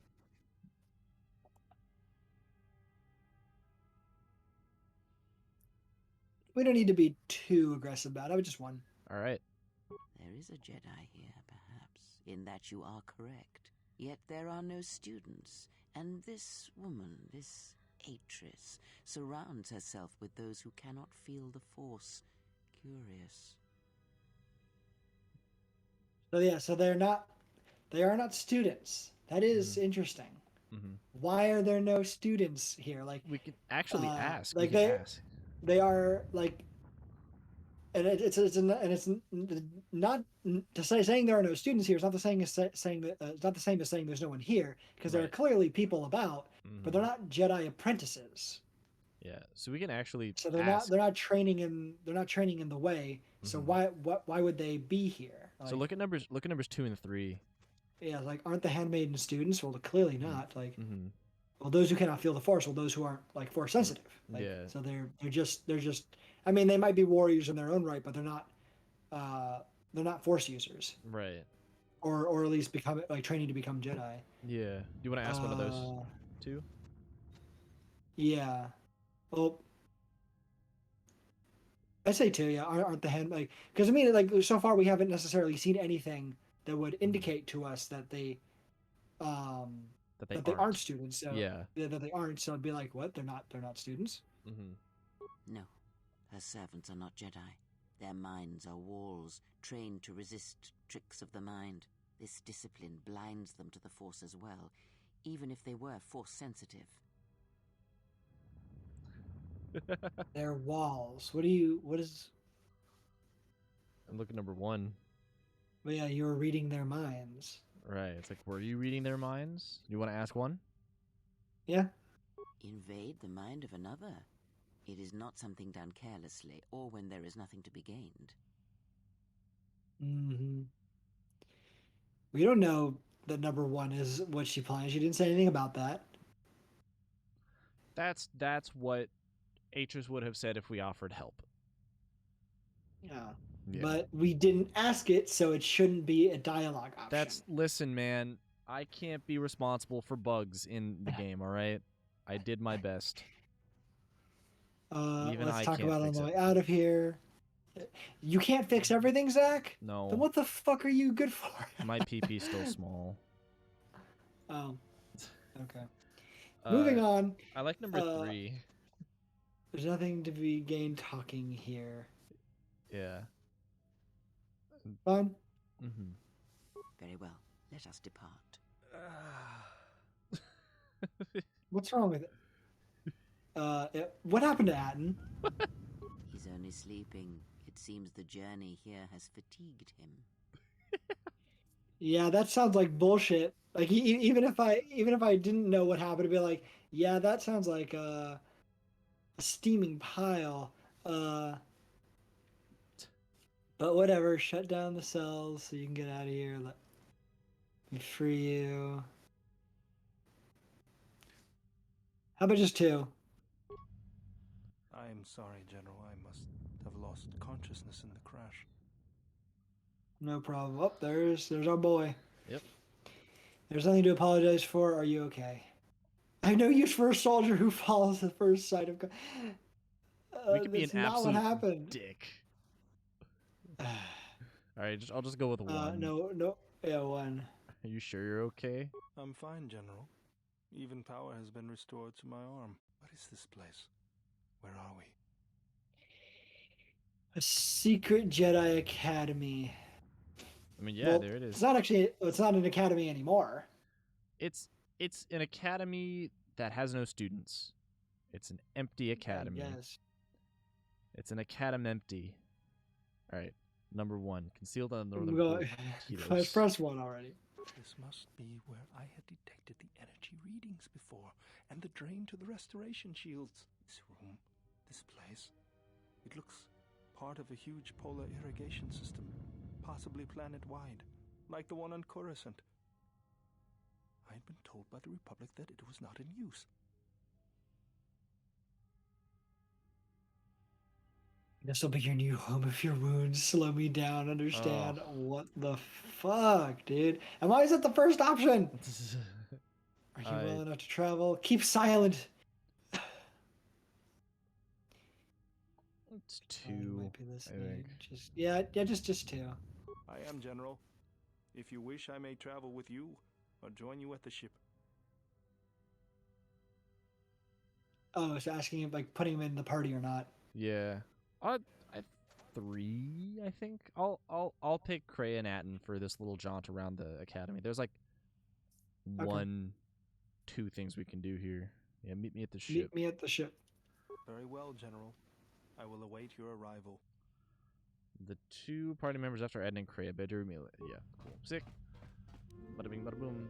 There we go. Influence gained. Love that shit. Anyway, so now that Atten and Kreia are both in sight again, so yeah, as could be predicted, his surface personality is a shield for negative emotions that he has not been able to fully resolve for past actions. Yes. And okay, I don't want to go that seems to have in some way involved him murdering someone. Yes, correct. From the sound that from the impression I got of Kreia diving into his mind, though, is that is that he's not the same person who he was back when those things happened. She mentions like that he feels guilt, and that he doesn't want he doesn't want us. He actually doesn't want us to find out about it, right? Yes, correct. Thanks for hood up. Anyways. And that would be, something interesting to consider too. Like why would he care whether like what we think about him? So, so that's but also the fact that when he talked about how like you know how Jedi are, but that he must have killed Jedi like from the sound of it, or like like there's some interesting stuff there, but even though Atten may not be have the cleanest record, like I still I feel like actually that interaction told us like from like a character development standpoint, it actually told us a lot more about Kreia than it did about Atten. Oh yeah, of course. Like because very little was revealed. Like, okay, sure, I guess that he may have a different name. He may have killed some people, and he feels some like a little bit like some regret and like unresolved like issues and all that, but Mhm. concretely, there's not a whole lot that's really given. Right. But it told a lot about what Kreia is like, and the fact that she is willing to invade other people's minds, Mm-hmm. And just like how she talked down to him, like the level of clear like condescension and you want to talk also about egotism, like she's Mhm. also highly egotistical. Yes. Atreus is not alone in that, and so like Mm-hmm. a lot really came through even more about Kreia there, and I've been saying, I don't like it. Kreia is not a likable character. I love Kreia. Kreia's so She good. has no sense of personal space except for herself. That's true. Evidently. That's a fact. Not an untrue statement. Yeah. Okay. Cool. So do we need to talk to the handmaiden? We do. Don't attack her. We'll talk to So interesting. Real quick note. So that's handmaiden, right? But you look at these characters; they're called handmaiden sister. So we'll just let that. Interesting. So we'll she just has let that sit for she has a while. different label or tag. Yes, correct. We'll talk to her. You are the Scratchy exile, scratch. the one Atreus warned us about. Yeah, why is her hood up? And it's like it's not even up over her head. It's like that's a weird. It's partially up. I don't know. That's a bug. That's not normal. Anyways, it's a weird glitch. Yeah. Anyway, what did Atreus say? I get the sense if we asked that, she wouldn't answer. Well, don't believe everything she says. Again, I don't think that would go over well. Atreus is the one you should be worried about. True, but again, that would just upset her. She was right. You are lucky. I don't kill you all. I think one is the best option. What did Atreus say? Okay, yeah. What did Atreus say? She said, you betrayed the Jedi by going to war when it was forbidden to you. You turned on your masters, your teachings, and yourself. No, only the second of those three. I turned on their teachings. Mm-hmm. But their teachings were wrong, so yeah. Take that as you will. I'm more like a sister to her. Oh, she's exaggerating. I went to war to protect others. Going to war was necessary. A weak response. I don't want to talk about it. I don't want to. I would ask something of you. Never mind. We just go with O. O's pretty good. I'd say O, or I went to war to protect others. But I'm good with like O. Like, oh really? Yeah, is that what she said? Please tell me more. That is not all she says. Ooh. She says you know nothing of loyalty to any cause except your own animal instincts. And she told us why you fell to the dark side. Again, like I said... She said the dark side? Well, that's what I'm saying, right? Atreus's whole, schema is, steeped in this assumption that we fell to the dark side. It's so absolutist. I know, right? And, even after we even talked about how, we did not follow Revan and Malik to going into the uncharted Sith space and all that. We didn't follow them there. We followed them only, or we as in Revan in the previous game. Mm-hmm. We followed them to go to war, and that was it. And then once they decided to kind of go and do something else entirely, we did not follow them over there, right. And then join up with the Sith fleet and join the Dark Jedi. We did not do that. Exactly. I want to be her angry cat. That is the only thing she lives. She likes. Why? Why would that sounds awful. Nothing of loyalty. Atreus is L tier. L tier. Yeah, we go even deeper, even deeper than F is L. Atreus is taking the fattest L. So new tier list. Now that we have S, that's higher than A. S A B C D F L. Apparently, that's the new alphabet. Wouldn't that also mean that dub needs to be on top now? S and dub are synonymous. Yeah, okay, it's S or dub tier. Exactly. Because I would be treated like a god, and she would force everyone to treat me like a god. You don't know that, but You'd okay. still have to live with Atris. You still have to also Period. be her cat. Yeah. All right, let's keep going. So, and why why? was that? What dark side? Quote like question mark. I do not walk the path of the dark side. I would like to ask you something. Never mind. What is? I like we could just keep like goading Ed out of her. Like she's very clearly wants to tell us things that Atris has said. And why was that? Atris says that you fell to the dark side in the Mandalorian Wars when you gave in to your lust for battle. Once you tasted war, you could not give it up. Like I can't help but like if I was in this situation, I would just laugh. Like Right. everything exactly. you're saying is so funny. Like it's so funny how deluded she is. Like she's living in her own reality. Like Oh, it yeah. isn't that exists only within the confines of her head hole. And that doesn't 100%. exist exist anywhere beyond that. Yep. And she just convinced a bunch of other people that that way of thinking is somehow correct. Right. Exactly. So why didn't I keep fighting in the Jedi Civil War? That doesn't explain why I stopped fighting in the Mandalorian Wars. If that were the case, I would have, just different versions of that. Mm-hmm. Yeah, especially when trying to defend yourself against someone who already has decided you're guilty. Just saying, like in this case, no, I'm not a, like I don't walk the path of the dark side. Like that, that's not going to achieve anything really. Like that's just saying it and them already deciding that you can't be trusted. What would saying that accomplish? Right. Exactly. Better would be to actually like have something to show for it. Like what have you done that shows that you either changed or you never went in that direction in the first place. Right. Which is our case. Like we never actually fell to the dark side. Is there a better of the three here, or are they all kind of the same? I just kind of go with one just to keep asking. Like, so why didn't I keep fighting? It's like tell me more of the story.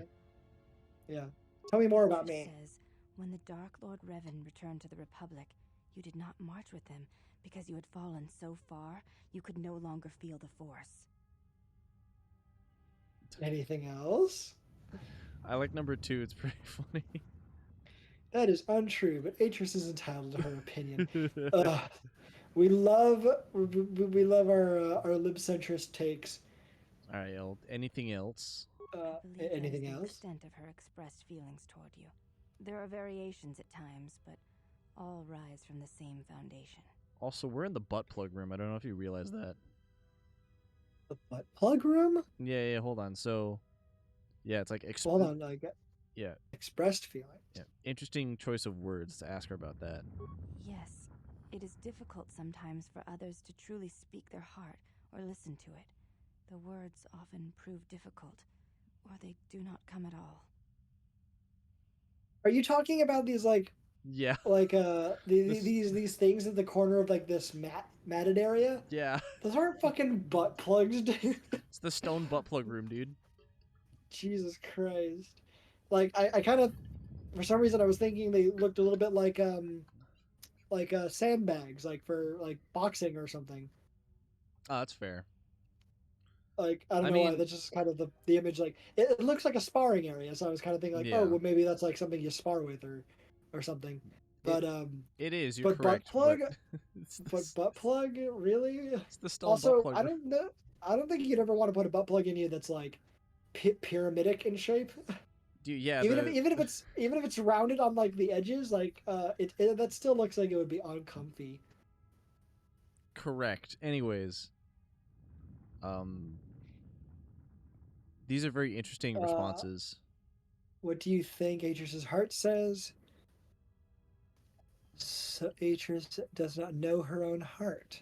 Which said, yes, it is sometimes difficult for others to speak their own heart or listen to it. Yeah, are you...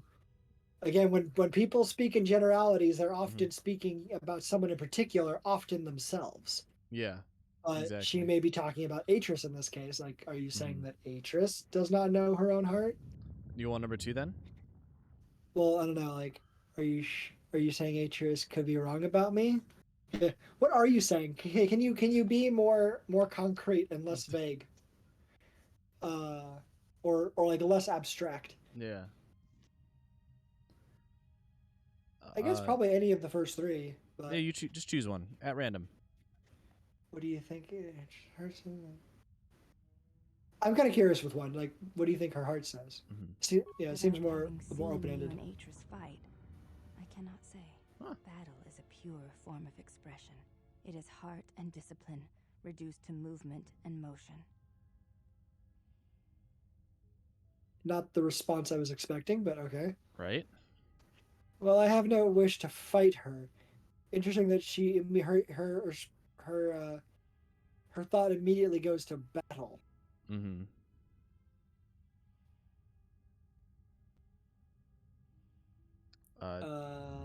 Which So if I crushed Atris's skull into the floor, that might make her heart. That might get to the heart of the matter. Get to the heart of the matter.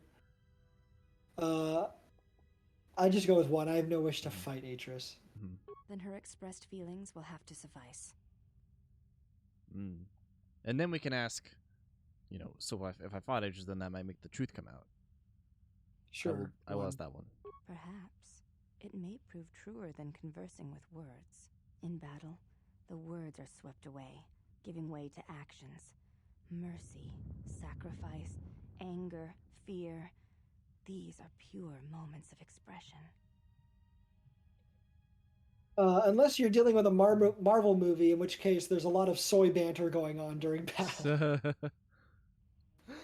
And I'm correct. All right.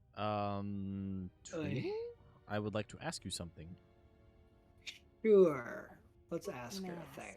You may ask. All right, so the only one. About me?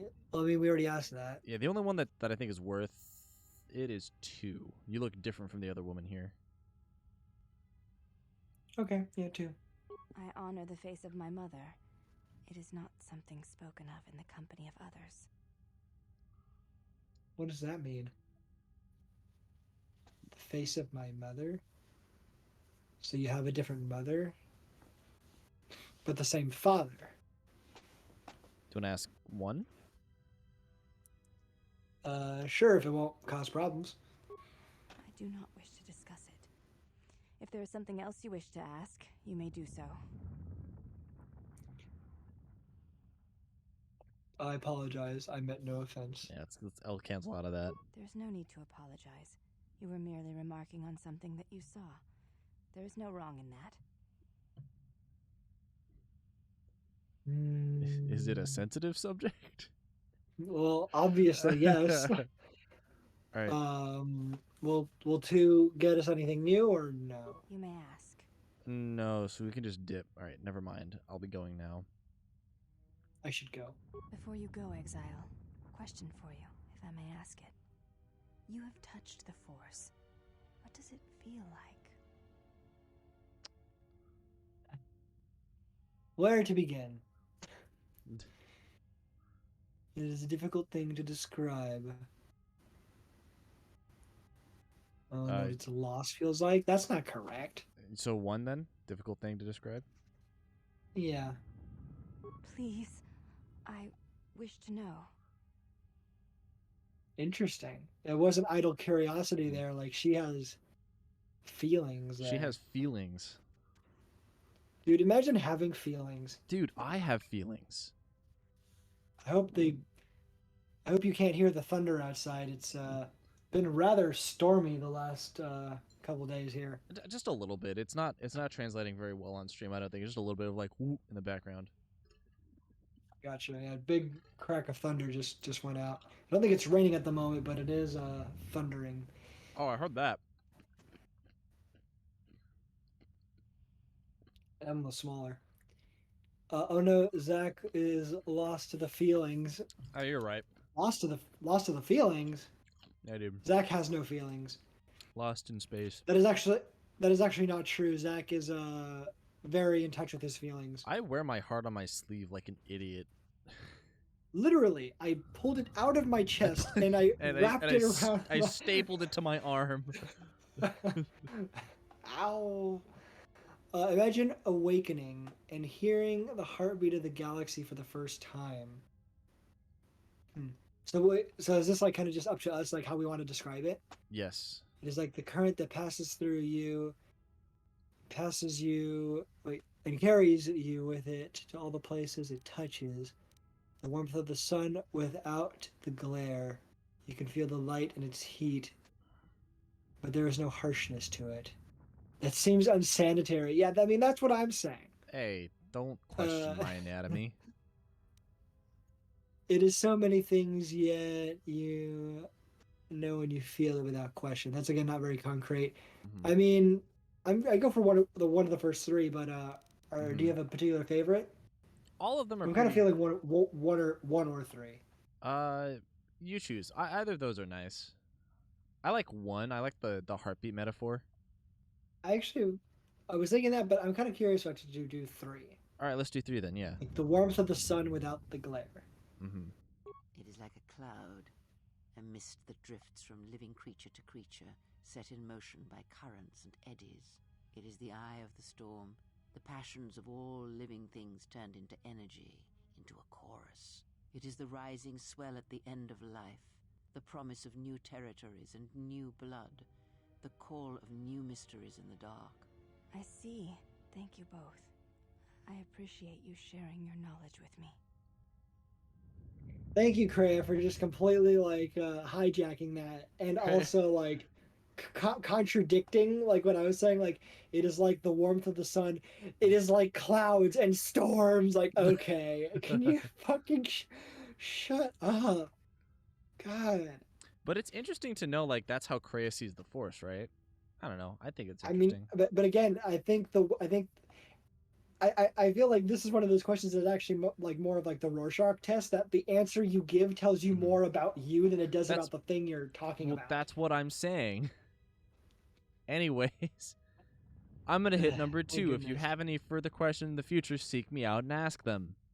This is a threat. Yes. You will seek me out. All right. So we got one more thing. I will destroy you. All right, we got one more thing we can do before we finish here on the in the academy. Yeah. The academy from good old Tempe, Arizona. Anyways, why have you know what I mean? Do all these women look alike? Not like I'm complaining. I mean, it's interesting. They are Ichani. It is not unusual for their children to share similar features from the same parents. If you have a reason for approaching me, speak it. So she called them Ichani. Is that like a species, a people, culture? Like what does that mean? Yes.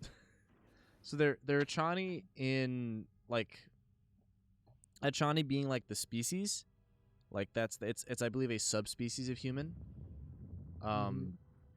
Ichani can also refer to a specific warrior culture within the Ichani. So those two things. And they look like one of their parents. They often share multiple features from their parents. Yeah, like. Well, what do you mean multiple? Every child shares qualities from their parents, but like they look almost clone-like. Yeah, they can look clone-like.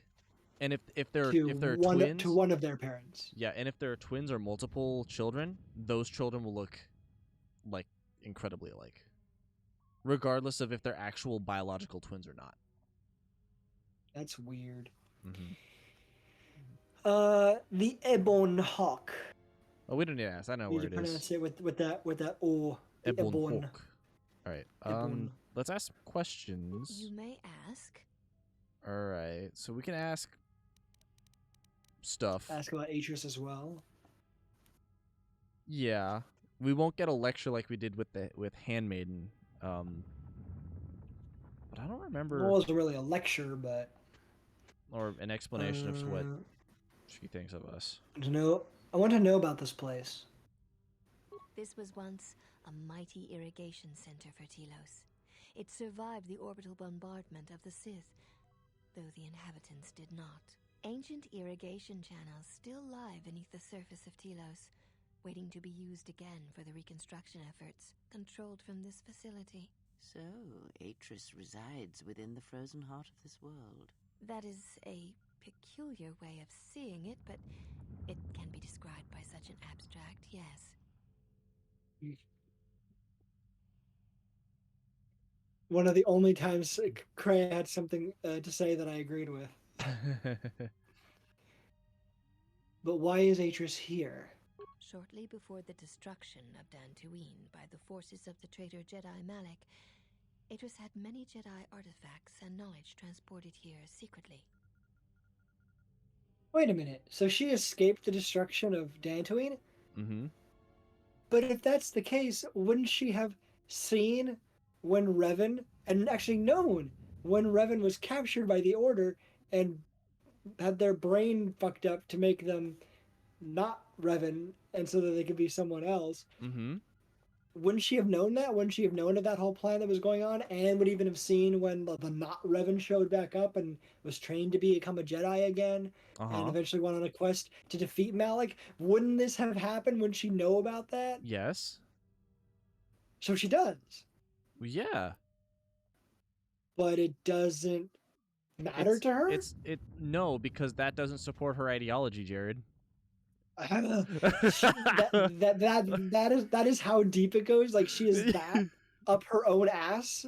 Because again, in her mind, right? Like, and she said it straight up. It's like, listen, like, Revan went to war and turned towards the dark side, and because of that, when she came back, right, or like when we captured her and we turned her into un-Revan, right? We undid the dark siding of Revan, and so she was able to stay on the light path and then save the Republic or whatever.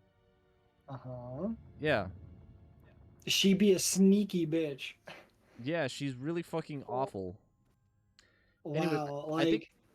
even though she knew about and saw that, like, capturing Revan and turning them into not Revan or un-Revan. Yeah, Revant.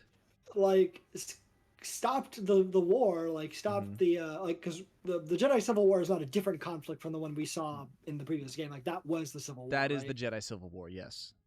Yeah, so, like, they would have seen that, like, ultimately we brought an end to it, or we being Revan in the previous game. Like, we defeated Malak. We even, like, defeated dumb Bastila, and we ended the whole conflict there. Like, she would have known about that, but she still is just like, no, she turned to the dark side, therefore she's all bad and all that. Like, she's so absolutist. Absolutely. It is sickening. Yep.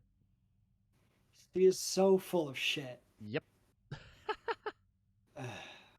Don't worry. Wow. It gets better. By that you mean it gets worse? There's more. My favorite. Yeah, like, if it was possible for her to even, like, fall lower than she was, like, in my mind, like, she just went further. And I know, right? I imagine it's only going to get worse. Oh, yeah. Jesus. Wait, how did Atris know Dantooine would be destroyed? It's a very good question. Did it imply that she knew? I mean, yeah, shortly before the destruction of Dantooine, Atris had many Jedi artifacts and knowledge transported here secretly. So it implies that she knew that it was coming, and that's why she did, like, a preservation effort. Yeah. She has a worldview, and she ain't changing it. She should. Absolutely. Facts do not matter to her. Like, the Jedi. Oh, sorry. Fuck. Master Vrook, Master My bad. Vandar, but it was too late to do much except make arrangements for evacuation. It was a dark day for the Order. Many on Dantooine did not survive, Jedi or not. Atris would not speak for many days after the attack, and we feared our mistress was lost to us. In time, she regained her voice and her strength. She brought the artifacts and the teachings of the Jedi here and has kept them safe. Sorry, I was doing this nervously and I clicked too hard. It's okay. Facts do not matter. It's all feels over reals for her, dude. Dude, don't worry. Facts don't care about your feelings. They only care about my feelings. I guess so. That's exactly what that phrasing means. And I like how she brought her teachings here, but also notice the implication. I don't know if this was intended, but it said that she brought the teachings of the Jedi and stuff from Dantooine to here. Yes. And that it was for many. It was like for what is it, like we said, many months or whatever, like some time that she did not speak. So these handmaidens were already here. Yep.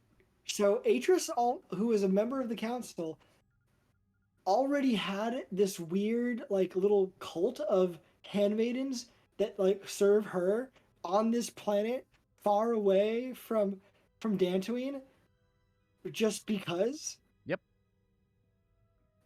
That is really creepy. I can see like the steam coming out of your ears and the gears turning in your brain. You're just like,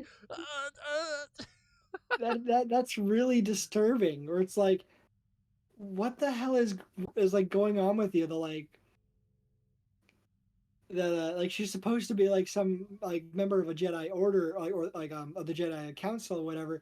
Yet she has her own little clique of underlings who, as Kreia said, I guess they are walls against the Force in a way, or against mind things, or how did she phrase it? So their minds are walls, which means that they have trained themselves to block out any external influence, but that also means they've trained themselves to block out the Force entirely.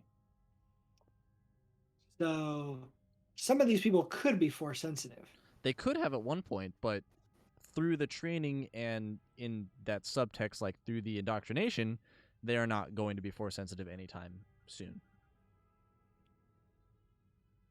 And that's also further weird. They're not just people who like Atris, but that she has surrounded herself prior to the destruction of Dantooine with this weird, creepy cult of people who have specifically been trained either by her or by somebody else to not be able to use the Force. Which that's got to be there's got to be some motivation behind that, by Atris, and as opposed to doing anything else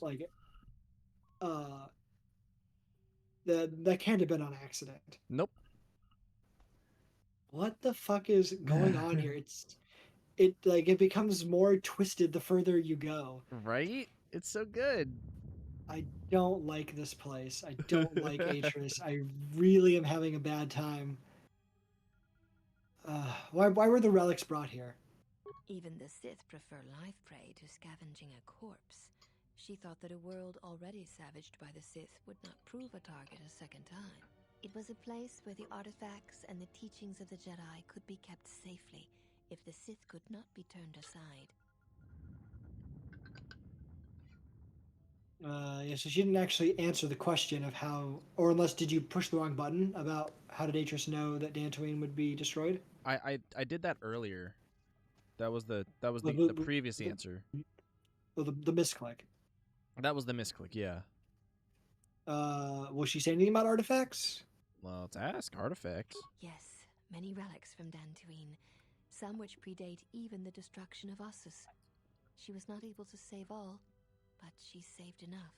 If these relics predate Ossus, then she has saved much knowledge, and much of the Jedi teachings. She was able to bring them here before the Academy's destruction.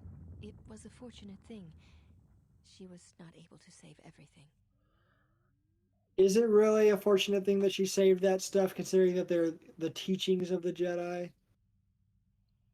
If you love an ideology, you want to save that ideology. No, I know. I understand why she did it. I'm just saying, is it really a good thing, though? In her mind, yes, obviously, but outside of her head. Right.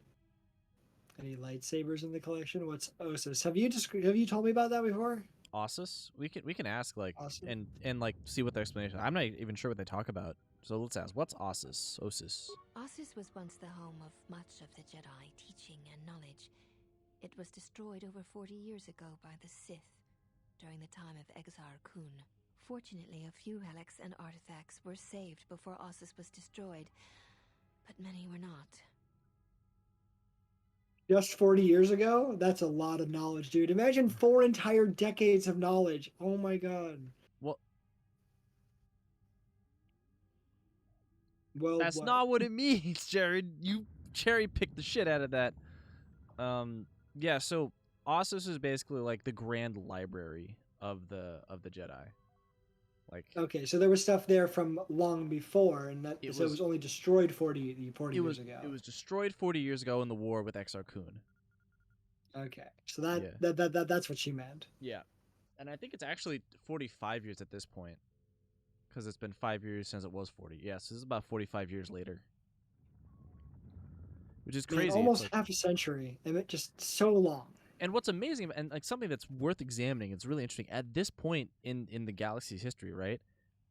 The galaxy has seen nothing but 50 years, almost 50 years, half a century's worth of War. of like constant war, specifically surrounding the Jedi.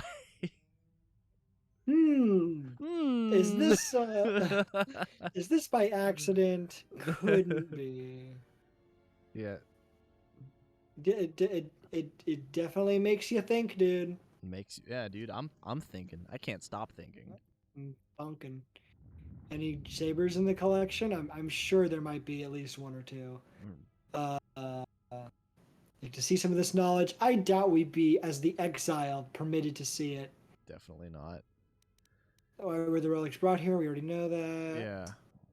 I'm guessing there's nothing else we can do here. Nothing else that we're allowed to do. It's just going to be a bunch of no's. Yeah. So let's ask. You may ask. You may ask. All right. I'm looking for a fight. So we're gonna get that option. You. We're gonna get that option last. Don't worry. Wait, what do you mean? Like actually fight someone? Yes. Wait, like sparring or real fighting? Sparring. Oh, okay.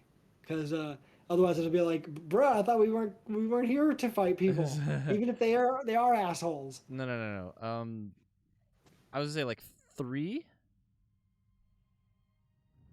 or 5. Sorry, 1 second. No, you're good. You're good. Okay. What? We could do 3. What do you do here? What do you do? Okay, 3. We serve the Jedi, and we watch. But there's only one Jedi here. Like, and apparently there was only ever one Jedi here, because even before like the destruction of Dantooine, there was still only one Jedi who ever was here, and that was Atris, which still just makes it kind of weird. I love that. It's like, serve what Jedi? There's not many Jedi here. Yes, serve what Jedi? Atris is the only Jedi here. This is true, but the mistress will bring others in time. How do you know? I am also a Jedi. Oh, we're not a Jedi properly anymore, or even again. You mean Atris and I are the only Jedi? I'm sure if we say that, say, no, you are an exile. Yeah. I hope to learn the ways of the Jedi again from Atris. Yeah, boo. L answer. Yeah, boring. Are you training to become Jedi? Look at the one above that. We know the answer is no. I have to learn. Atris couldn't bring a deck fly. Does that say deck? Yeah. A deck. I don't know. Like, is that just another like in-world creature? Like deck fly to garbage. Let alone Jedi to this place. We can really twist the knife. Be more sassy about it. Yep. I go with 4 or 5. Whichever one you want. I'll be a little sassy. You shall see. She has more strength than you know. Bitch. Alright. We already know they're not training to become a Jedi. It's ask other questions. Okay, and now let's go fight. I'm looking for a fight. Are you ready? Last thing I want to do today before we get the hell out of here. Okay. I would welcome a chance to instruct you. I have been anxious to teach you many principles of combat ever since you invaded this place. Invaded? These people are... they're insufferable. I know. It's like teaching. What more could you possibly teach me, the individual who got here on their fucking own? Like, you didn't really roll out the red carpet. I had to fucking work to get here. Oh, yes. We train extensively in various combat styles, and we have not had another target for some time. You may prove a pleasant diversion. She's become like there's been a tone shift in her to her when talking about combat. She now suddenly has gone from being like cold and distant to now being like giddy at like the thought of getting to fight you. I know. Right. Oh, gross. Yeah, I could use a good sparring match. Yep. Very well. Follow me, and we shall see if you have the endurance to learn the most basic of our teachings. All right, cool. Let's. Jesus, these people. Yep. Before we begin, are you familiar with the Chani traditions? No. Also, I just remembered the other handmaiden, she'll be here too, and she'll see us in combat. Uh-huh. Is she going to start learning about us through our combat? Maybe. Wait, we have no clothes on! Did you just realize that? I didn't, yeah, like, I just looked at it, like, wait a minute, where are our clothes? Is this part of Ichani tradition that we fight without clothes? I mean, If we that's can the case, ask, why aren't you naked? we can ask, like, does it have anything to do with why you wanted me to disrobe? Yeah, I do too. All duels between us shall be without armor of any kind. There shall be no restrictions upon our movements or upon yours. Your feet are not to leave the training mat during the battle. If they do, you will lose. Also, this is not a fight to the death. Restrain your instincts when we fight, and we shall do the same. Yeah, okay, cool. NKI battle. Nikki battle. Stay on the mat, no armor, no striking to kill. Easy money. The fight will be with hands and feet only. No Yeah, steeds, go to your vibroblade. shields, weapons, or other items. Also, do not call upon any Jedi techniques during our contest. If you do, then the battle will be over. In turn, I will not use our higher forms, for this is only an opening battle Higher between form? us, a test of each other's strength. All right, if you're What ready. what do you mean higher forms? You know, the higher forms. The forms that are higher. Wow, that really explained a lot, Zach. Thanks. You're welcome. Anyways, let's go. Then let us begin. Cool. I am now good. All right, so I'm going to quick save. I like how it got rid of our armor, but didn't get rid of our vibroblades. And so Right. she's like, but still, you will not use weapons. Then why do Okay, I have hold this on. thing? This first fight's the hardest because I have nothing. This will teach you. Oh, fuck. I might be absolutely boned. Oh, shit, ma. Yep, looks like it. Well, You done, kid. reload, baby. Okay, You how do I do you this? won't defeat me. Not without the power of quick loading. Oh, Hey, what the fuck? That's bullshit. Does this count as using your Jedi powers, drawing on the power of saves? I don't know. Maybe. Who cares? I don't give a fuck.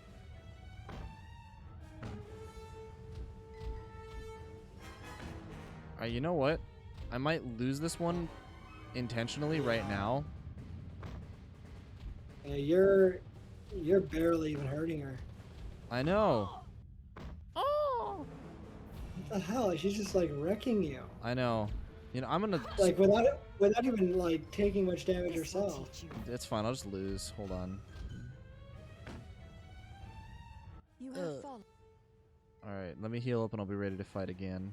Seek one of us. Yeah, okay, shut up. Okay, hold on. Let me just... Alright. I'm gonna see if this works because I want it to work. But what I'm gonna do is I'm gonna come. You're gonna? I'm gonna hold on. Pause. No, that was our last character, dude. You're right. I'm sorry. I'm gonna do this. Freya, I need Wait, you. are you gonna use like your battle meditation to give you a boost once you get in battle? I'm gonna try to Are you do a gonna couple. cheat? I'm gonna try to get buffed up before I talk. Wish to challenge you again. Yes, I am ready. Yeah, so you're And you're did it carry my cheesing buffs? a It did little not carry my buffs. bit. Of course it did. Fuck. How are you gonna beat her then? You want to know how I'm gonna beat her, Jared?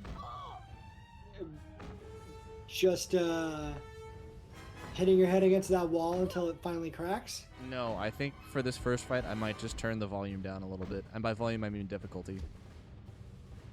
Ugh. Okay. Because fuck this, dude. Ah. Alright, well... Whoops, that's not what I if wanted. if you want... I do. I want to beat my head against this wall. It's worth it, trust me. Well, that's not what I was gonna say. If I said if you want to lower the difficulty, then yes, by all means, please do. And especially if you can do it pretty easily, like without having to go back to the title screen. So I'm gonna choke now. I'm gonna turn it down to easy, just to get through this fight. Have you returned? Yes. Alright, let's see if this actually helps any. You have fallen. What the fuck? What? What That was the hell? weird. You died? You failed immediately? Immediately failed. Alright. Oh wait, no. Okay. Alright, that helps a little bit. Okay, good. Alright. Okay. This will teach Damn She's it. not. Dog. Okay, well, I was about to say she's not kicking your shit in too hard This so will far, teach you. but I still can't get a single fucking hit on her, though. What the fuck? wait, she is like you miss every single attack. I'm missing everything so far.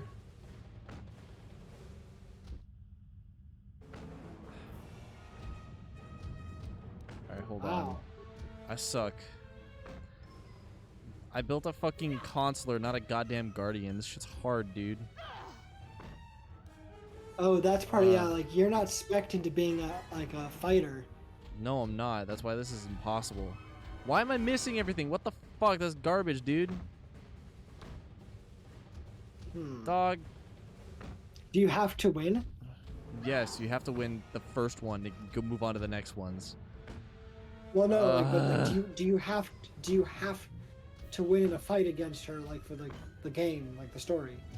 It's it helps with our 100% completion that we want to do. Okay. Well. So yeah. How are you gonna beat her then? I don't know. You know what I'm gonna do? You may have to do it off stream. I may save You have fallen. and okay. I'm gonna heal up. Where's the other handmaiden Return though? I don't know. They just went back to where they were. Okay, so here's what it is. I'm gonna save. Drop a save.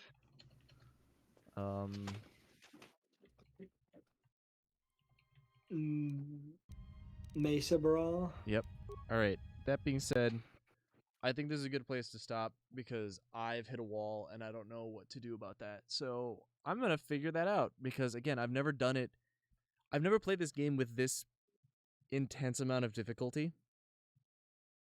Or just where you didn't make a character who was gonna be able to really hold themselves or hold their own in a close combat fight. Yeah. I'll figure it out. Okay. I'll figure it out. I believe in you. I'll either figure it Otherwise, out. you know, we always have the option to just restart the game. Go fuck yourself. All right. Yeah, this was fun. Thank you everyone for hanging. Good sesh. We did a lot. Thanks. We got Thanks through everyone who showed up. I know. I know Starps is gone and all the people she brought with her, but it's okay. Thanks for everybody else who came in. See, I can't talk today, dude. It's okay. It's okay. And thank you also, as usual, Chef Kitty for dropping in and hanging out with us on this this Star Wars journey. Yeah. Maybe next time, Zach will already have a strategy on how to beat her, or you will That's have the plan. already beat her off stream. That's one of those two. That's the plan. So We all had bad Bumble days. we all bad bumble. You know what? Never mind. Well, I hope everyone has a good rest of their evening or morning or whatever, and see y'all in another time. Good night, y'all. Deuces. Take care.